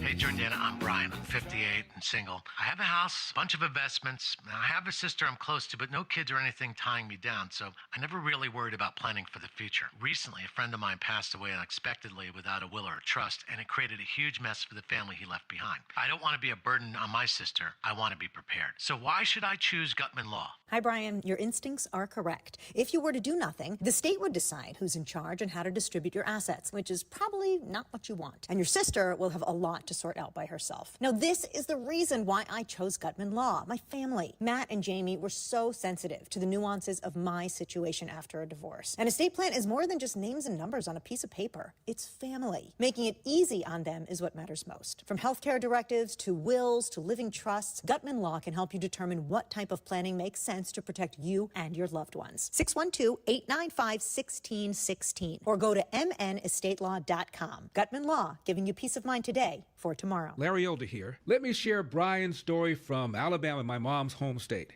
He tells us after taking Relief Factor for just 3 weeks, at least 90% of my pain is gone.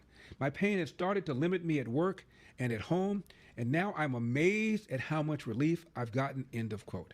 These are Brian's own words, and they speak volumes about what Relief Factor can do for you. I've told you about my buddy Tom, an avid golfer, out on the green almost every single day. He says without Relief Factor, he wouldn't be able to swing freely because of shoulder pain or back pain. But since taking it, he said he stayed active, comfortable, and confident in his swing. He is a scratch golfer. That's why I encourage you to try Relief Factor yourself and see what it can do for you. Don't wait. If you're dealing with daily pain, launch your 3-week quick start and see what Relief Factor can do for you. 800-4RELIEF, 800-4RELIEF, or go to ReliefFactor.com. That's ReliefFactor.com. How will it feel to be out of pain? 800-4RELIEF, ReliefFactor.com. News Talk 830 WCCO, Minneapolis, St. Paul. This is CBS News on the Hour, your home for original reporting. I'm Jennifer Kuiper. The Federal Reserve is holding interest rates steady over uncertainty. President Trump has been pushing for cuts, but as CBS's Bradley Blackburn reports, policymakers point to concerns over inflation and slowing employment, as well as the war with Iran and rippling economic effects. The implications of events in the Middle East for the U.S. economy are uncertain. In the near term, higher energy prices will push up overall inflation, but it is too soon to know the scope and duration of the potential effects on the economy. The pinch on oil supplies is sending gas prices skyrocketing. U.S. intelligence officials testify about the Iran war and threats confronting the homeland. National Intelligence Director Tulsi Gabbard tells the Senate committee, Iran has previously demonstrated space launch and other technology it could use to begin to develop a militarily viable ICBM before 2035. House Democrats are attempting to force a vote on legislation to fund the Department of Homeland Security, but not federal immigration enforcement, as the partial government shutdown stretches into its second month. Democrats have introduced a discharge petition to try to circumvent Republican leaders and bring legislation to the floor to fund several agencies through September, including the TSA, where unscheduled absences have more than doubled due to a lack of paychecks. New York City travelers are arriving 3 to 4 hours ahead of scheduled flights. I travel a lot, and I'm trying not to travel, so definitely it has affected how I'm traveling. President Trump stopped by Dover Air Force Base today. CBS's Linda Kenyon reports from the White House. The dignified transfer of remains is a solemn ceremony meant to honor fallen members of the military. This is the second dignified transfer President Trump has attended since Operation Epic Fury began on February 28th. The ceremony, which was private at the request of the families, honored 6 members killed when their KC-135 refueling aircraft crashed in midair over Iraq. The death toll from the war is now at least 23. Another 200 service members have been injured in the conflict.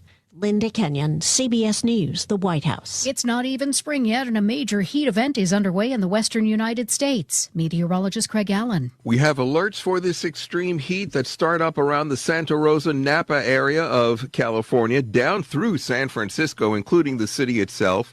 San Jose to Atascadero, and then we start working down closer towards the L.A. area. Santa Maria is included in this heat alert. That's a heat advisory for Santa Maria, but inland across the deserts, it is an extreme heat warning. The Dow fell 768 points today. This is CBS News.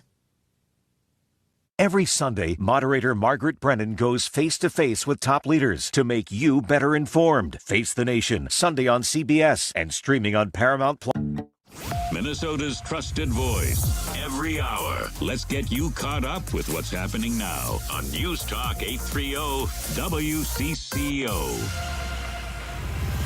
Mostly cloudy, 46 degrees at 5:03. I'm Laura Oakes. St. Paul police are expected to release more information later this hour following an afternoon shooting where one person died. It happened on the 1500 block of Edmond Avenue in the city's Hamlin Midway neighborhood. No other details have been released. Authorities say the killings of a woman and young boy in a home in Lexington overnight were not random, and a suspect is in custody.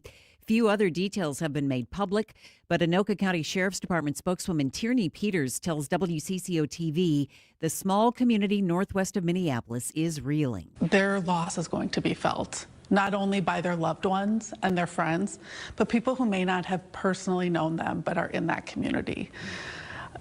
These crimes are heartbreaking. The search for the suspect involved 7 law enforcement agencies, drones, and a canine. A 29-year-old man in custody following an overnight threat that prompted the South St. Paul School District to transition to e-learning today. Police Chief Brian Wicke telling WCCO's Adam and Jordana they made contact with the suspect this morning and he voluntarily surrendered. At this point, I don't think we can state with any level of certainty whether this was a statement or a threat made out of frustration or whether there was an intent to follow through on that. And that's all part of the investigation that our staff, along with the St. Paul Police Department, are working through. The threat came one day after Rosemount, Apple Valley, and Eagan schools were closed due to a threat that officials now say was called in from out of state and not credible. It's Women in Agriculture Day at the state capitol. Female agriculture leaders gathered at the state capitol to highlight the evolving needs of the 35,000 women farmers across the state. Fruit and vegetable farmer Anita Fondukum moved to Minnesota from Cameroon to sell African produce to local co-ops. She says 2 years in, she's looking for the legislature to better support female farmers financially. I just need them to be able to see how they can support us financially to be able to do some infrastructures and growth in the farm, and most importantly, education. The dialogue now shifts to the legislature, where members will consider how to address these financial and educational gaps in upcoming sessions. At the state capitol, I'm Taylor Rivera. News Talk 830 WCCO. WNBA fans are celebrating today. First, the upcoming season will be the league's 30th, but more importantly, they're going to actually have a 30th season as the owners and players agreed in principle on a new contract today. It's a big deal, according to former WCCO radio reporter and current Lynx broadcaster Sloan Martin. This is incredibly huge to see the salary cap go up to a reported $7 million. Could we be seeing $1 million contracts for the first time? The previous Supermax was $250,000 that a small number of players were able to get. Martin says if the two sides had not reached a deal, canceling the season would have been extremely damaging to the league. WCCO News Time is 5:06. Time to find out how it's moving on the roads and what's moving in via the skies. This is traffic and weather together on CCO, starting with a check of the commute. And brought to you by Linda's Construction, lindasconstruction.com. 35W northbound County Road C, crash working there. Look for a left lane to be shut down. Your slowdowns place come up from Highway 280. Traveling west 94 to Minneapolis, that's jammed up as move past here on Boulevard.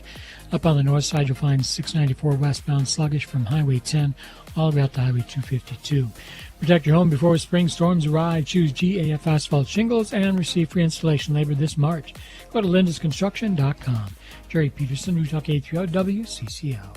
Hungry? Go to Dickey's Barbecue Pit of Egan for real Texas barbecue. All meats smoked fresh, in-house daily. You can dine in, take out, have it delivered, or have your event catered anywhere in the metro. Just go to Dickeys.com. Dickey's Barbecue Pit of Egan, the Twin Cities catering leader. Now, the latest conditions and the outlook for the next few days with your CCO forecast. Brought to you by Dickey's Barbecue Pit of Egan, the Twin Cities catering leader. Find them at dickeys.com. Here's WCCO TV Chief Meteorologist Chris Schaefer.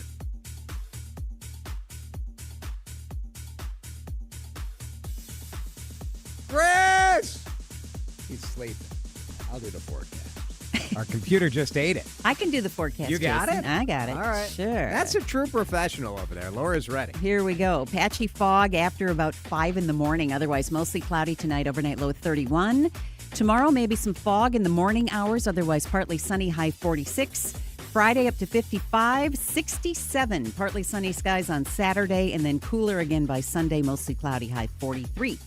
Right now, it is mostly cloudy. 46 at News Talk 830 WCCO. Asking better questions, getting better answers. News Talk 830 WCCO. He knows news. He knows talk. He knows nonsense, too. So get ready for a lot of each. This is Drive Time with DeRUSH. Once again, here's Jason DeRUSH. It is Wednesday, March 18th. One of the advantages of streaming the show on YouTube is you get to see Laura Oakes' sweater. Audrey, nice enough to say, to send a little love to Laura's sweater. Now shut up and drive. Look good? You know, radio people, part of being in radio is most of us are, I don't know, moderately put together, I would say.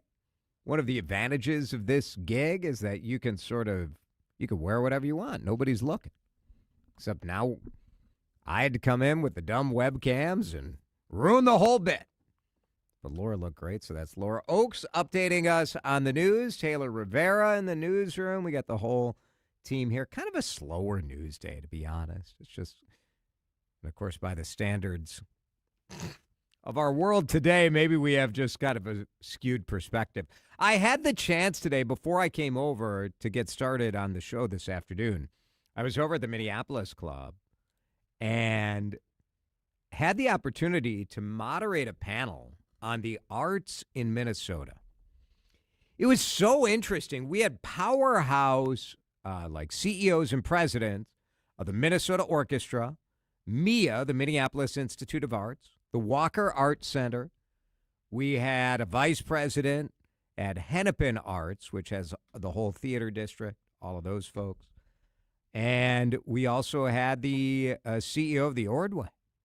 It was pretty cool. You're like, these are big-time big shots. And talking about the arts, I don't know, this is something that I harp on a lot, that in Minnesota, I think our ambitions are too low. We're not trying to be the best in the country. We're shy about talking up the things about us that we do well. And these arts institutions, one of the things that came up in this conversation, which was very kind of, we're all over the place talking about the impact post surge of ICE, how that's affected people coming to theater or coming to our museums. But talking about the fact that all of our arts institutions in this city and in this state these big ones anyway, have global ambitions. The Walker is not trying to be the best modern art museum in Minnesota or in the Midwest. It's trying to be one of the best in the country, if not the world. The Minnesota Orchestra is one of the top 10 orchestras in the nation, and it travels the world.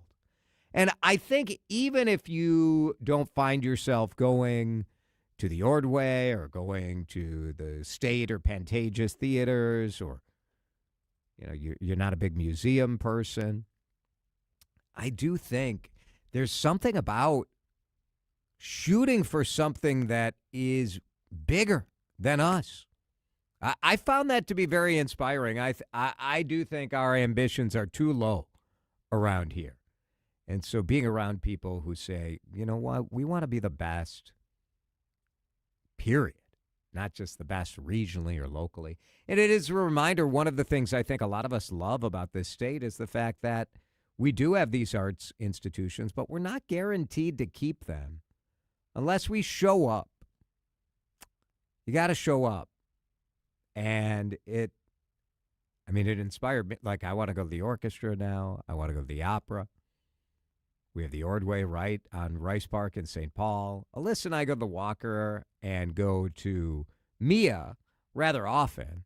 I love that these are sort of social community spaces where in a time, whether it's theater, whether it's sort of visual arts, that we have spaces that we can go just kind of think and look at real things instead of just living in our devices in a digital world. I don't know, it's pretty cool. It's important. It is 5:13. Let's get you up to date on all the news stories that we're watching in the DeRUSH Hour News headlines. The headlines you might have missed without missing a beat. This is your fast pass through the biggest and most impactful stories of the day. Welcome to the DeRUSH Hour headlines, starting with the lead. And our lead story for the DeRUSH Hour News headlines is news out of a congressional confirmation hearing that in a political climate where no one ever admits that they went too far or made a mistake, to me, it stood out. Republican Senator Markwayne Mullin said that he regretted calling Alex Preddy a, quote, deranged individual after he was shot by federal agents and killed here in Minneapolis. The senator told a Senate committee he was asked point blank if this was the kind of leader he was going to be in the Department of Homeland Security. Was he going to be another Kristi Noem type character who just kind of spouted off and then let the facts be damned? And he said that those words probably should have been retracted. In the aftermath, he called Alex Preddy a, quote, deranged individual who came, quote, to cause max damage with a loaded pistol with an extra mag that was completely loaded. He told Democratic Senator Gary Peters, I shouldn't have said that, and as secretary, I wouldn't. Said, sometimes I'm going to make a mistake and I'll own it. That one, I went out there too fast. I was responding immediately without the facts. That's my fault. That won't happen as secretary. He was also asked if he would apologize, and he did stop short of saying that he would apologize to Preddy's family. He said, we'll let the investigation go through, and if I'm proven wrong, then I will absolutely. Certainly for some, it's too little, too late. It's never enough. But I do think it is rare in today's politics. It is rare for anyone to come and say, like, you know what, I wish I had that back. And I think it is worth noting that and worth honoring it. Next, cleaning house at the University of Minnesota in the hockey program. Bob Motzko out. He will not return as the head coach for the University of Minnesota men's hockey team. Motzko had 8 seasons at the University of Minnesota. And, was he fired? Was he what? The athletic director, which, is this guy going to stick around? Is Mark Coyle going to stick around? I don't know. They said that the university and men's hockey coach Bob Motzko have mutually agreed to part ways. The mutual agreement. I would just like you guys to know right now, just mark it down at 5:16 on March 18th. If one day it's drive time with Dan Cook and you never hear from me again, do not believe it if these people say that me and the station mutually agreed to part ways. Motzko had a record with Minnesota of 172 wins, 104 losses, 5 consecutive NCAA tournament appearances, 2 Frozen Fours, but no national championships. And this season was awful. Awful. The Gophers finished 11-22-3. Their 11 victories, the fewest since the 1971-72 team went 8-24-0. Did not make the NCAA tournament. Motzko was booed at Mariucci a number of times by fans when he was introduced. The entire hockey program being overhauled right now. 4-time national champion. Women's hockey coach Brad Frost was fired on Tuesday, but the last time Brad Frost won a national title was 10 years ago. The last men's championship was in 2003. And the reality is, if you have looked around this country, other states and other schools have way outpaced Minnesota. You're fired! And there it is. Out they go. Is Mark Coyle in trouble? Should he be in trouble? I don't know. Seems to me that certainly some of this action is designed to say, I'm serious about this stuff. I'm serious. Want to take a moment to talk about the WNBA deal. You heard about it in Laura's newscast at the top of the hour, but the WNBA and the Players Union have reached an agreement. You did it! Congratulations! Great job, everybody. It's great to meet you. I'm surprised. Aren't you surprised? I did not expect this to get done. But the good news for the players is, for the first time in WNBA history, you will have some players making $1 million a year. The way things were going at the end of this last season and the acrimony between some of the players and the public statements they were making, negative statements about WNBA Commissioner Kathy Engelbert, she of the New York skyline dress when the Minnesota Lynx and the New York Liberty were playing in the finals. But this is pretty big. It's a pretty big deal. So players should make a lot more. The top stars potentially making $1.4 million in the first year. The salary cap going to be $7 million. So average salaries will be more like $500,000 a year. These players deserve it. They deserve it. That is the DeRUSH Hour News headlines. The lead. We are going in depth in just a minute. The Federal Reserve Board of Governors met today and decided not to cut interest rates. Why not? What are they watching? And what does this mean for your pocketbook? What does this tell us about unemployment, about inflation? We'll get into all of that with our expert in just a minute here on CCO. This is Drive Time with DeRUSH on News Talk 830 WCCO. Chris Lindahl wants to buy your home. It's Jason here for Chris Lindahl. Real estate, chrislindahl.com. My friend, Minnesotan, great guy, Chris Lindahl, is buying more and more homes directly from Minnesotans and from people in western Wisconsin.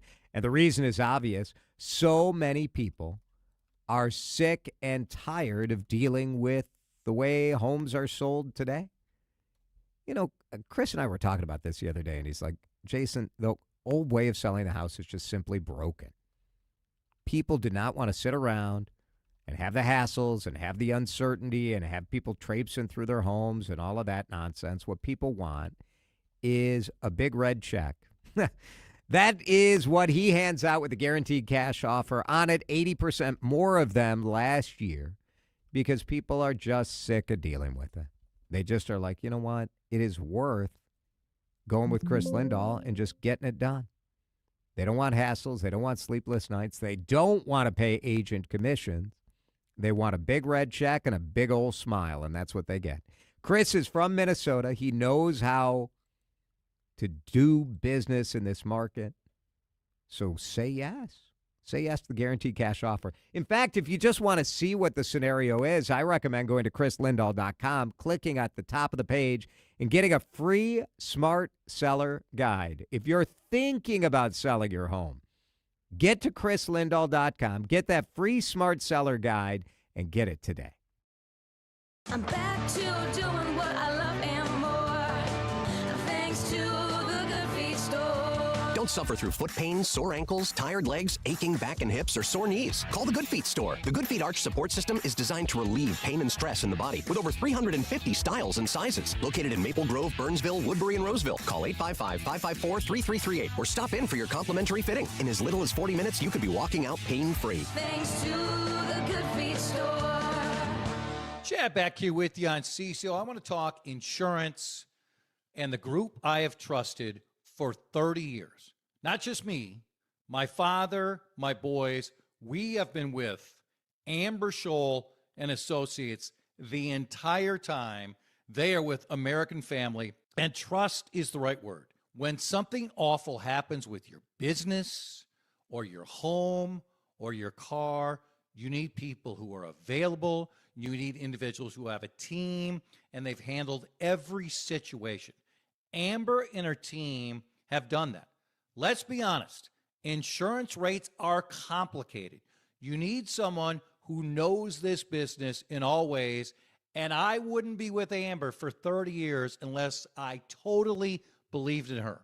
Call today, 651-738-4811, and tell me you heard this spot from Chad on CCO. When it comes to outdoor living, quality matters. At By the Yard, their furniture is maintenance-free, built to last, and backed by a 35-year warranty. Made from recycled products, crafted right here in the Midwest, and priced direct to you. It's furniture that stands up to real life, season after season. You can count on durability, on-time delivery, and products that live up to every promise they make. Visit a showroom near you to see all By the Yard has to offer, or shop online at buytheyard.net. With By the Yard, life is better outdoors. There's a difference between liking a house and actually getting it. Redfin is built to make up that difference and close the gap between finding and owning the home for you. Redfin agents close twice as many deals as other agents, so when you find a home you love, you're not a step behind when it's time to make an offer. That means less watching great homes disappear and more focus on the ones you'll actually move into and call home. Redfin helps turn saved listings into real addresses. Get started at redfin.com. Own the dream. It's about time delivery worked on your schedule. Same day, next day, or scheduled in advance. However you plan it, the Home Depot delivers the whole job. From drywall to doors, plumbing to paint, we'll get it there when you need it. Because on the job site, timing is everything. You order, we deliver. It's that easy. The Home Depot Pro. It's about time. Jason DeRUSH. I have never really been a fan of his, but the truth of the matter is the guy really does care. My opinion has completely changed about the guy. On News Talk 830 WCCO.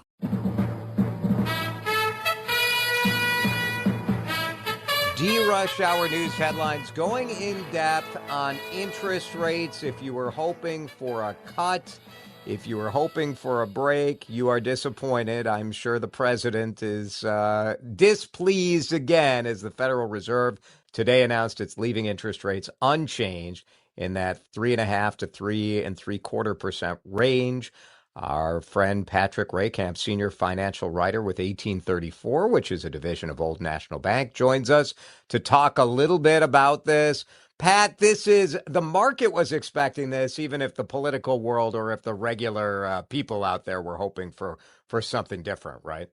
That's right. That's right. I think what's going on here, the Fed's trying to get inflation down to 2% and keep maximum employment or the labor pool steady. Well, inflation's been pretty stubborn, maybe trending a little bit in the wrong direction, so they're not going to cut.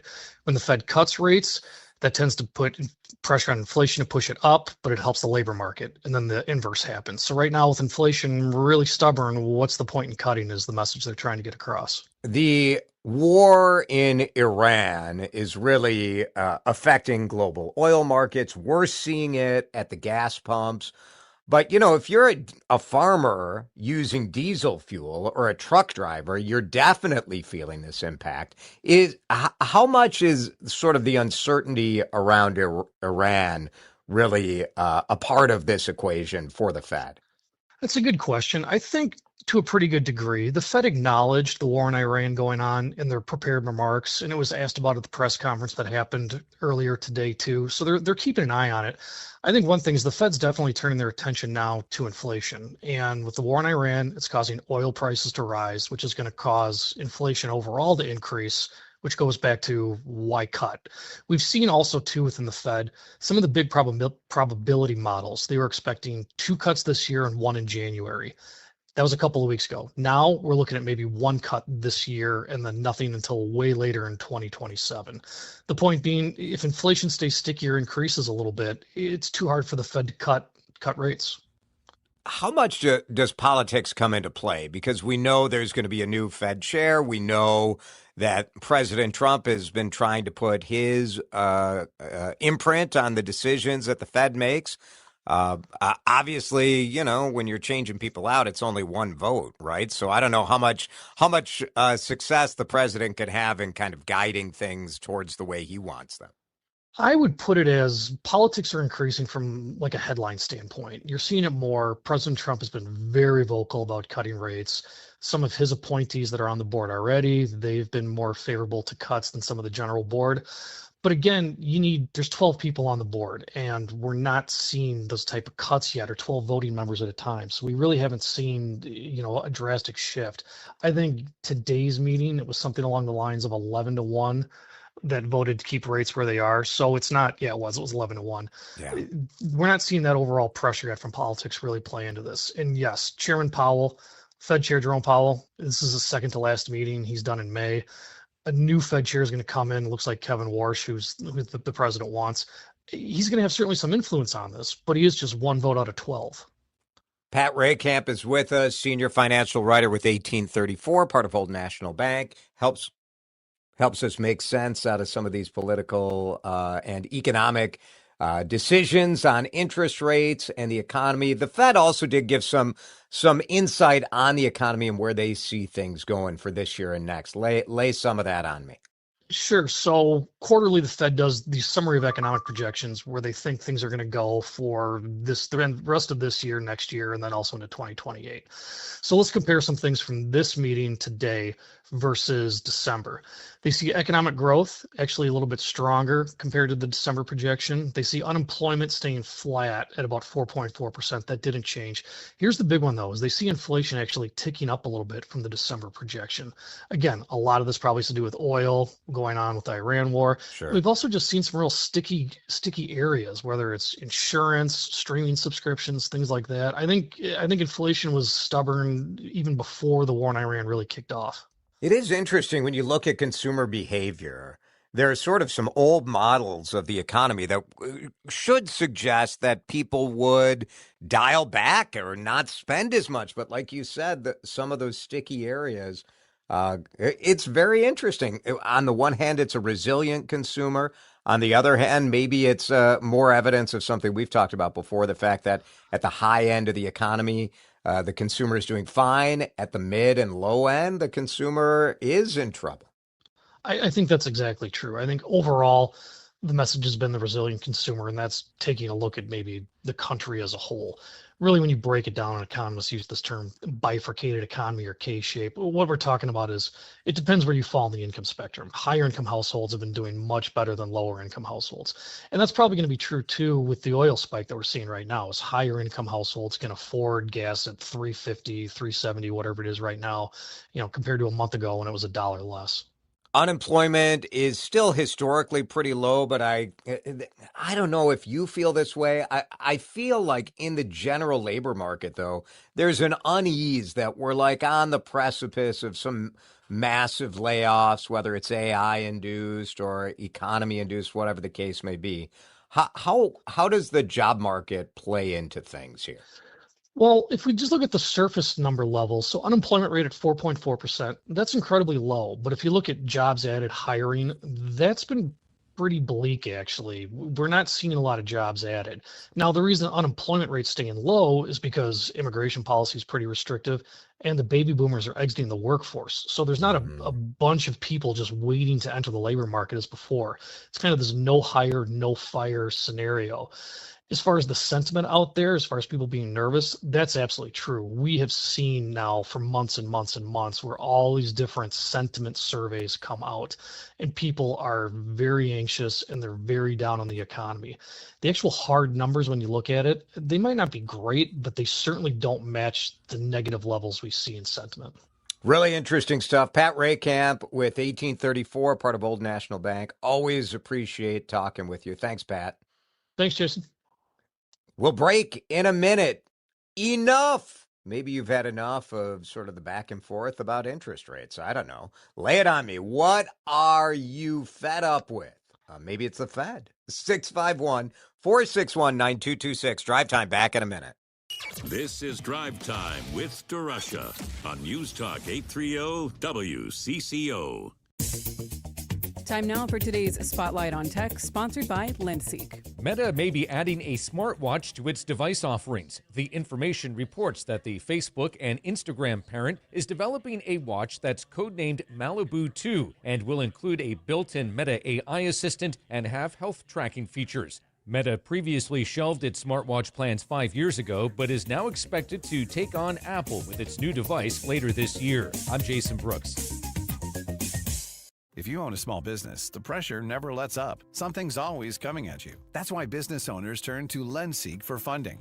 I don't need promises. I need options. Lenseek's AI platform showed me real funding choices. Now I can cover payroll, handle taxes, and go after growth opportunities without the daily stress. Up to $5 million with funding in as fast as 24 hours. No upfront costs. No prepayment penalties. Start ready, stay ready. Lenseek.com. LENDSEEK.com. Little kids are so direct. I have to go potty. And so is Barufka's Furniture, because direct is the only way we sell furniture. Barufka's everyday craftsman direct pricing is often lower than our competitors' sale prices. We work directly with our builders, keep our overhead low, and work our tails off in order to offer the lowest possible prices. We don't believe in shipping containers, slow boats from Asia, or particle board construction. 95.67% of Barufka's furniture is built in the U.S. Barufka's wood, stain, fabric, and leather choices, along with a team of designers eager to help you put it all together, results in a unique look that achieves your sense of style and decor. When it's time I have to go potty. for something new for your home, see the Craftsman Direct difference at Barufka's. No gimmicks, haggling, or hard-to-understand pricing in Woodbury, Burnsville, and Minnetonka. Decidedly direct. Hola amigos, Brad Evans here. Check out this booming voice and Pat Boyle on BetMGM tonight, covering the biggest sports stories from coast to coast, live and interactive on the free Odyssey app, discussing NFL offseason news and getting you ready for the madness in college hoops. BetMGM tonight with me, Brad Evans and Pat Boyle, live and interactive, Monday through Friday night starting at 6 Eastern, presented by BetMGM. Always live on the free Odyssey app and watch on YouTube at BetMGM tonight. That's the sound of James adding long-lasting Gain scent boosters to his laundry this morning. Several hours later, James sniffs the irresistible scent of Gain on his shirt. Gain. Several hours later, James has even caught the attention of his mother-in-law, and she never gives him attention. Ooh, you smell amazing, James. Oh, thanks, Mom. I love you too.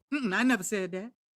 Add Gain scent boosters to your laundry. Add joy to your day. Flint Hills Resources Pine Bend Refinery in Rosemont produces important transportation fuels used throughout the Midwest, but they're also active in the community. They support many programs and organizations that make Minnesota better. Go to FHR.com. Time to find out how it's moving on the roads and what's moving in via the skies. This is traffic and weather together on CCO, starting with a check of the commute. Crash just cleared out of the way for northbound 35W and County Road C. Still the slowdowns coming up out of the Highway 36 Commons. Southbound 35E as you make your way down toward West 7th Street. Got an accident working there. Look for the left activity off the left shoulder, that is. Traffic is slow as you come down from Victoria Street. 94 westbound. Not a big surprise. Jam up in place at Huron Boulevard into the Lowry Hill Tunnel. Update brought to you by Flint Hills Resources. You sit on your deck and you're sick of looking at your crappy siding. Type JTR on your computer for roofing, siding, gutters, windows, and more. JTR Roofing has you covered from the roof on down, serving the Twin Cities Metro. For a free estimate, visit jtrroofinginc.com. Now, the latest conditions and the outlook for the next few days with your CCO forecast. JTR Roofing bringing us this CCO forecast. Here is our chief meteorologist from WCCO TV, Chris Schaefer. No big storms in sight, but we're going to have some foggy starts the next couple of mornings. Down to 33 tonight with fog developing. That will linger in the morning. Otherwise, mostly cloudy, about 45 tomorrow afternoon. We'll take a shot at the 50s on Friday. 53 the forecast high. Up near 60 on Saturday. Falling back to the mid-40s. Still dry on Sunday. Cloudy. Warm. Oh, it's so wet out there. So slushy. 42 on CCO. You're listening to Drive Time with DeRUSH, video streaming live on YouTube and always on your radio at News Talk 830 WCCO. I'm as mad as hell, and I'm not going to take this anymore! I have had enough! Enough is enough! Enough! Enough! It can be big, it can be little. What is driving you crazy? What have you had enough of? We do it every week, every Wednesday in the 5:30 final half hour. 651-461-9226. It's your chance to be on the radio, to let it rip. You can always send us a voice message through the Odyssey app. There's a microphone right next to where you listen live on WCCO Radio. Enough.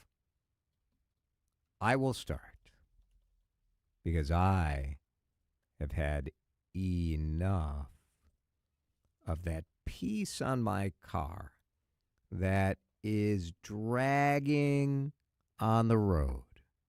It's not an important part of the car. At least that's what I'm telling myself.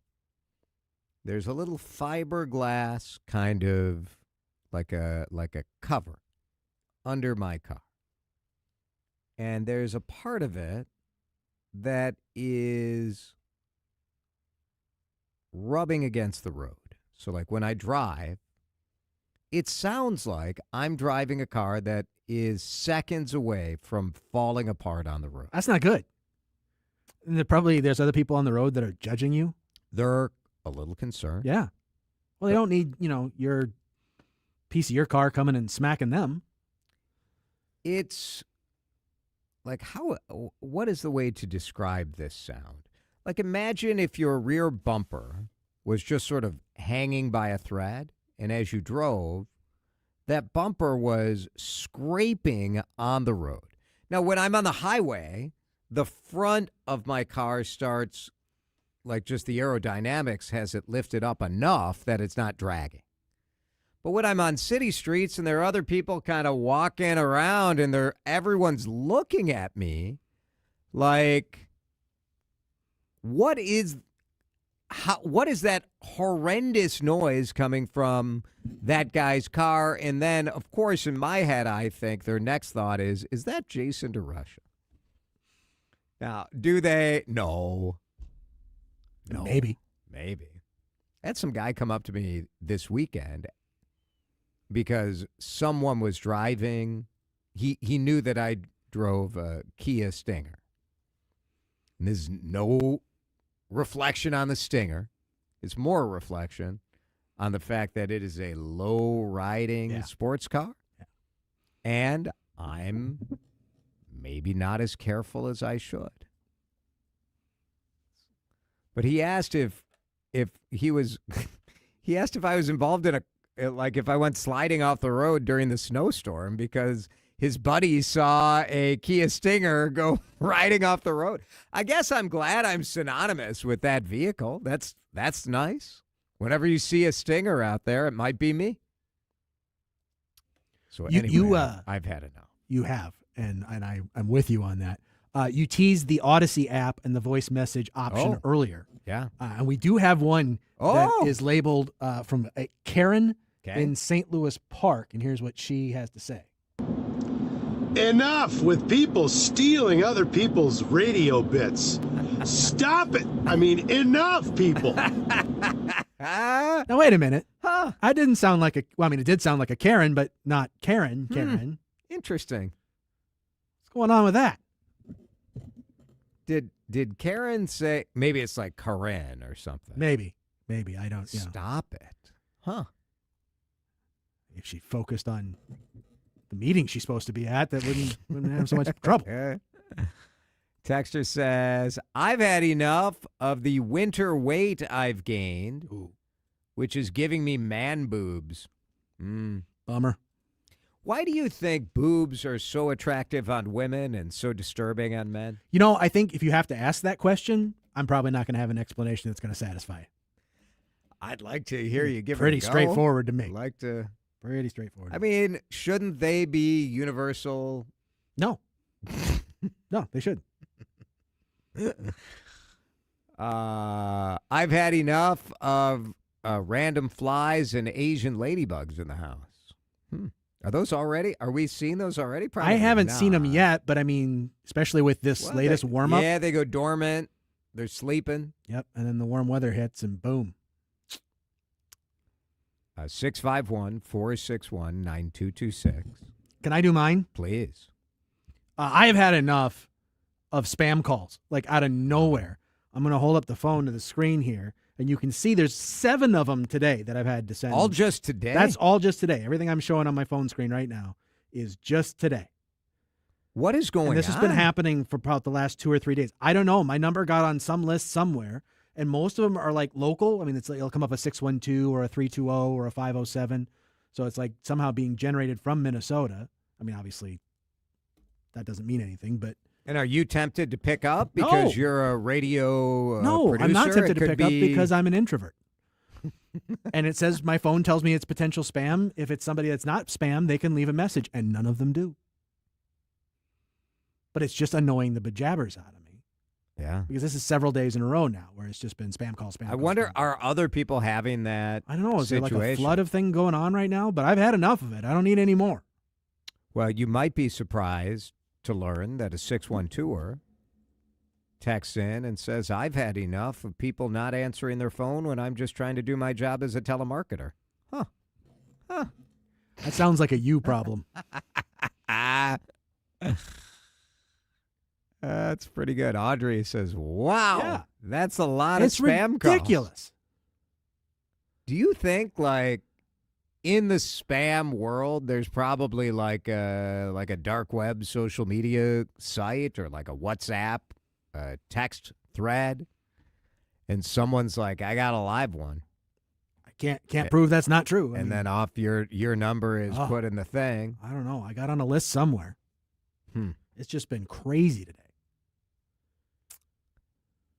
Texters say, I've had enough of patients calling our doctor's office and telling us they Googled their symptoms and know exactly what the diagnosis and how to treat it. Dr. Google. Oh, boy. Yeah. Yeah. If they're going to do it themselves.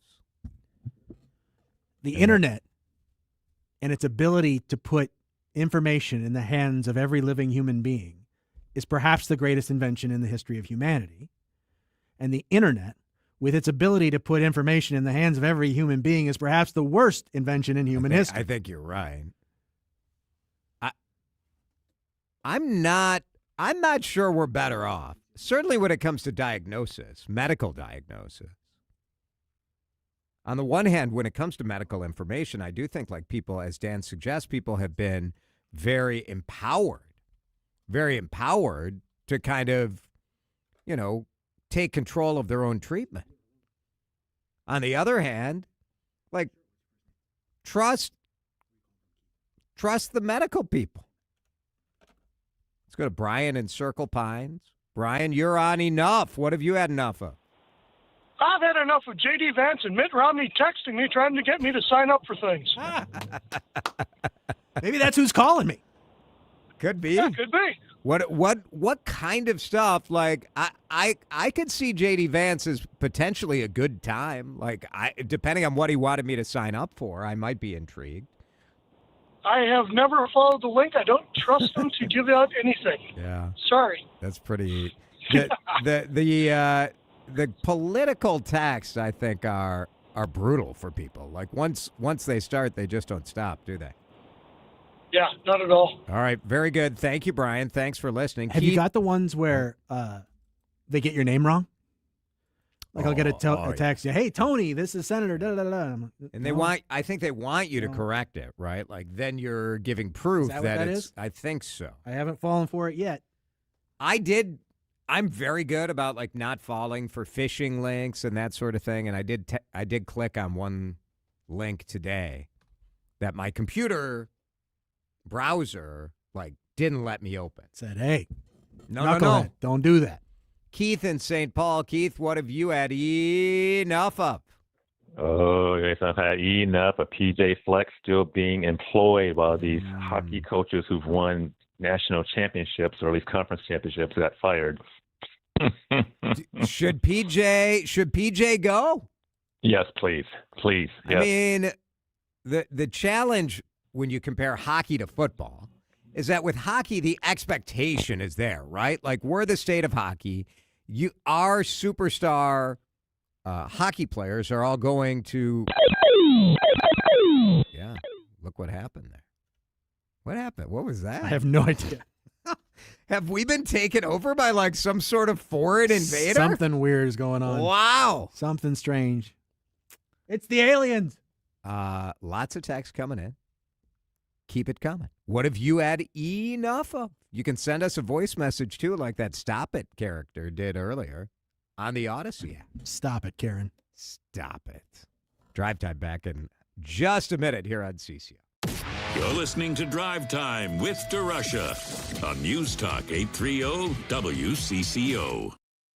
All right, Jason here, and maybe you've had enough when it comes to looking like a schlub. Are you dressing like a schlub? It's okay to sometimes dress like a schlub, but my friends at J.H. & Sons at the Galleria in Edina would like to kind of help you clean up your act. The best people in the men's clothing business, decades and decades of experience, all under that one beautiful roof, the Galleria in Edina, easy to get to, tons of parking. And now is such a great time to get out to J.H. & Sons because all of the new spring clothing is in effect. So go to the store. They've got a great website, but it doesn't show you everything that they've got in there. You can go to jhandsons.com. I signed up for their email list, and that way I get notifications about special events or sales, or when they have different stuff coming in, I know about it. But I want you to go experience the difference. The service there is top-notch. Maybe you have a wedding coming up this summer, graduation. Oh, what a great gift for both of my kids. High school graduation, they got a suit.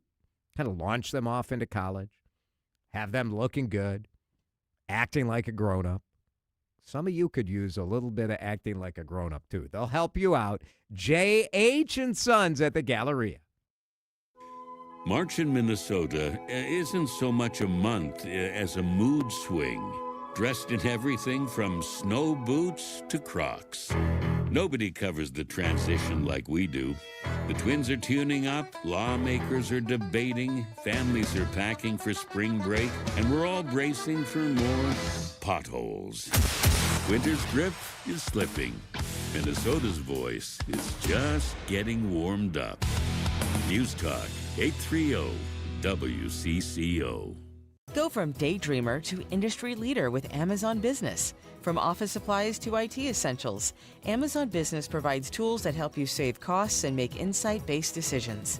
Learn how to bring your visions to life at AmazonBusiness.com. I'm back to doing what I love and more, thanks to the Good Feet store.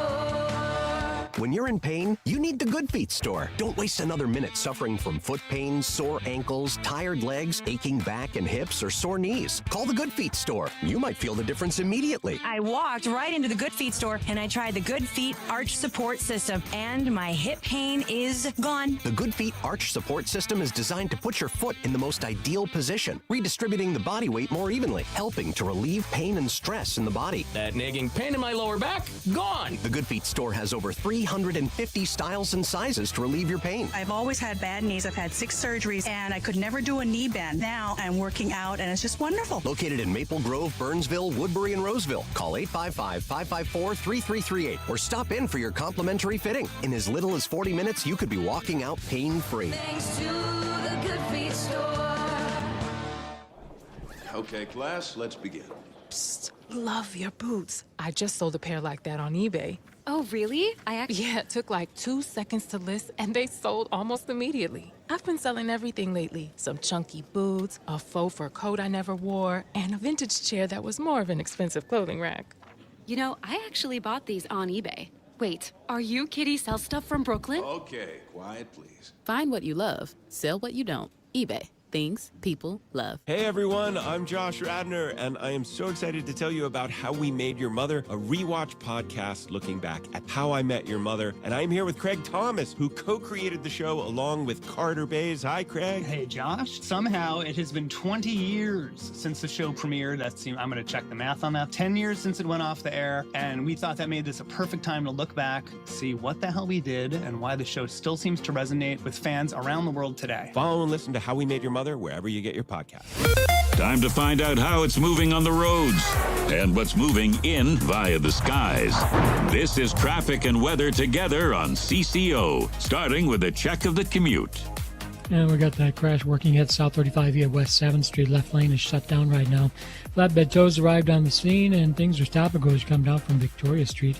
35E northbound, that's not too bad as you make it out of St. Paul. Minor slowdowns up toward Maryland Avenue, and then opens wide open as you make way to 694. 10 westbound flowing nicely. 35W up into Anoka. Jerry Peterson, News Talk 830 WCCO. Hungry? Go to Dickey's Barbecue Pit of Egan for real Texas barbecue. All meats smoked fresh in-house daily. You can dine in, take out, have it delivered, or have your event catered anywhere in the metro. Just go to Dickeys.com. Dickey's Barbecue Pit of Egan, the Twin Cities catering leader. Now, the latest conditions and the outlook for the next few days with your CCO forecast. All right, forecast from Chris Schaefer is melting. We're going to be melting nonstop until the weekend. Tonight, only down to 33. Some fog easy for you to say. Some fog developing. Tomorrow, mostly cloudy, high of 45. Friday, 53. We could hit 60 on Saturday. Right now, it is 42 and sunny on CCO. You're listening to Drive Time with DeRUSH. I got to sit through this schlock. And if I were a nice guy, I would say that it's dull and uninspired. On News Talk 830 WCCO. Enough!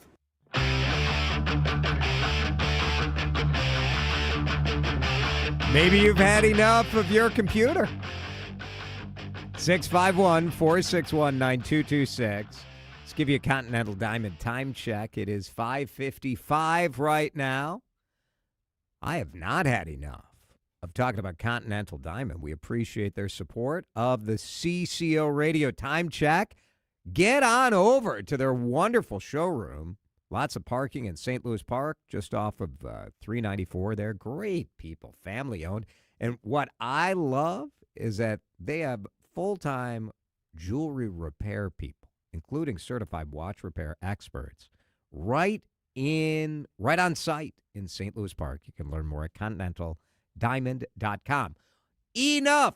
I have had enough of trying to get on the fastest growing afternoon high-low card-related game and never getting on the show. That's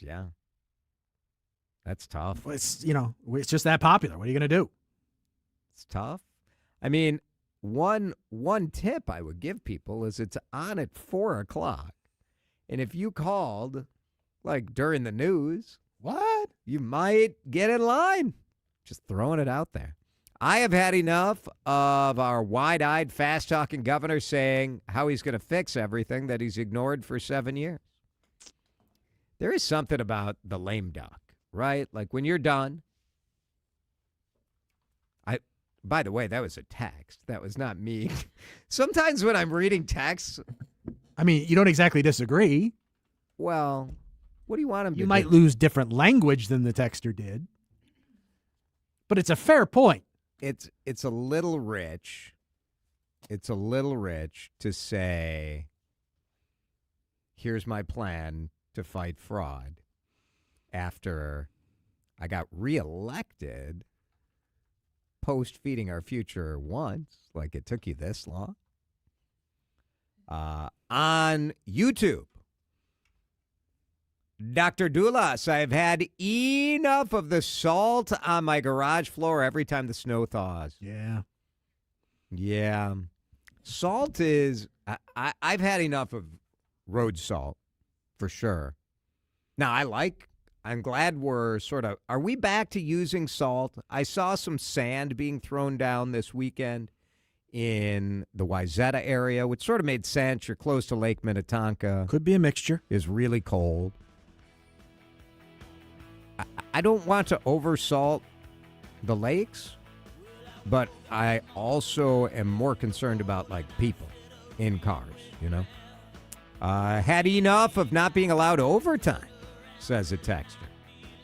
Working for the government. I bet the TSA guys have had enough of not getting paid. I've had enough of that, using our public employees as pawns in negotiation. Henry's next. See you tomorrow. We all hear the radio ads about the IRS. They tell you to be afraid, to be scared.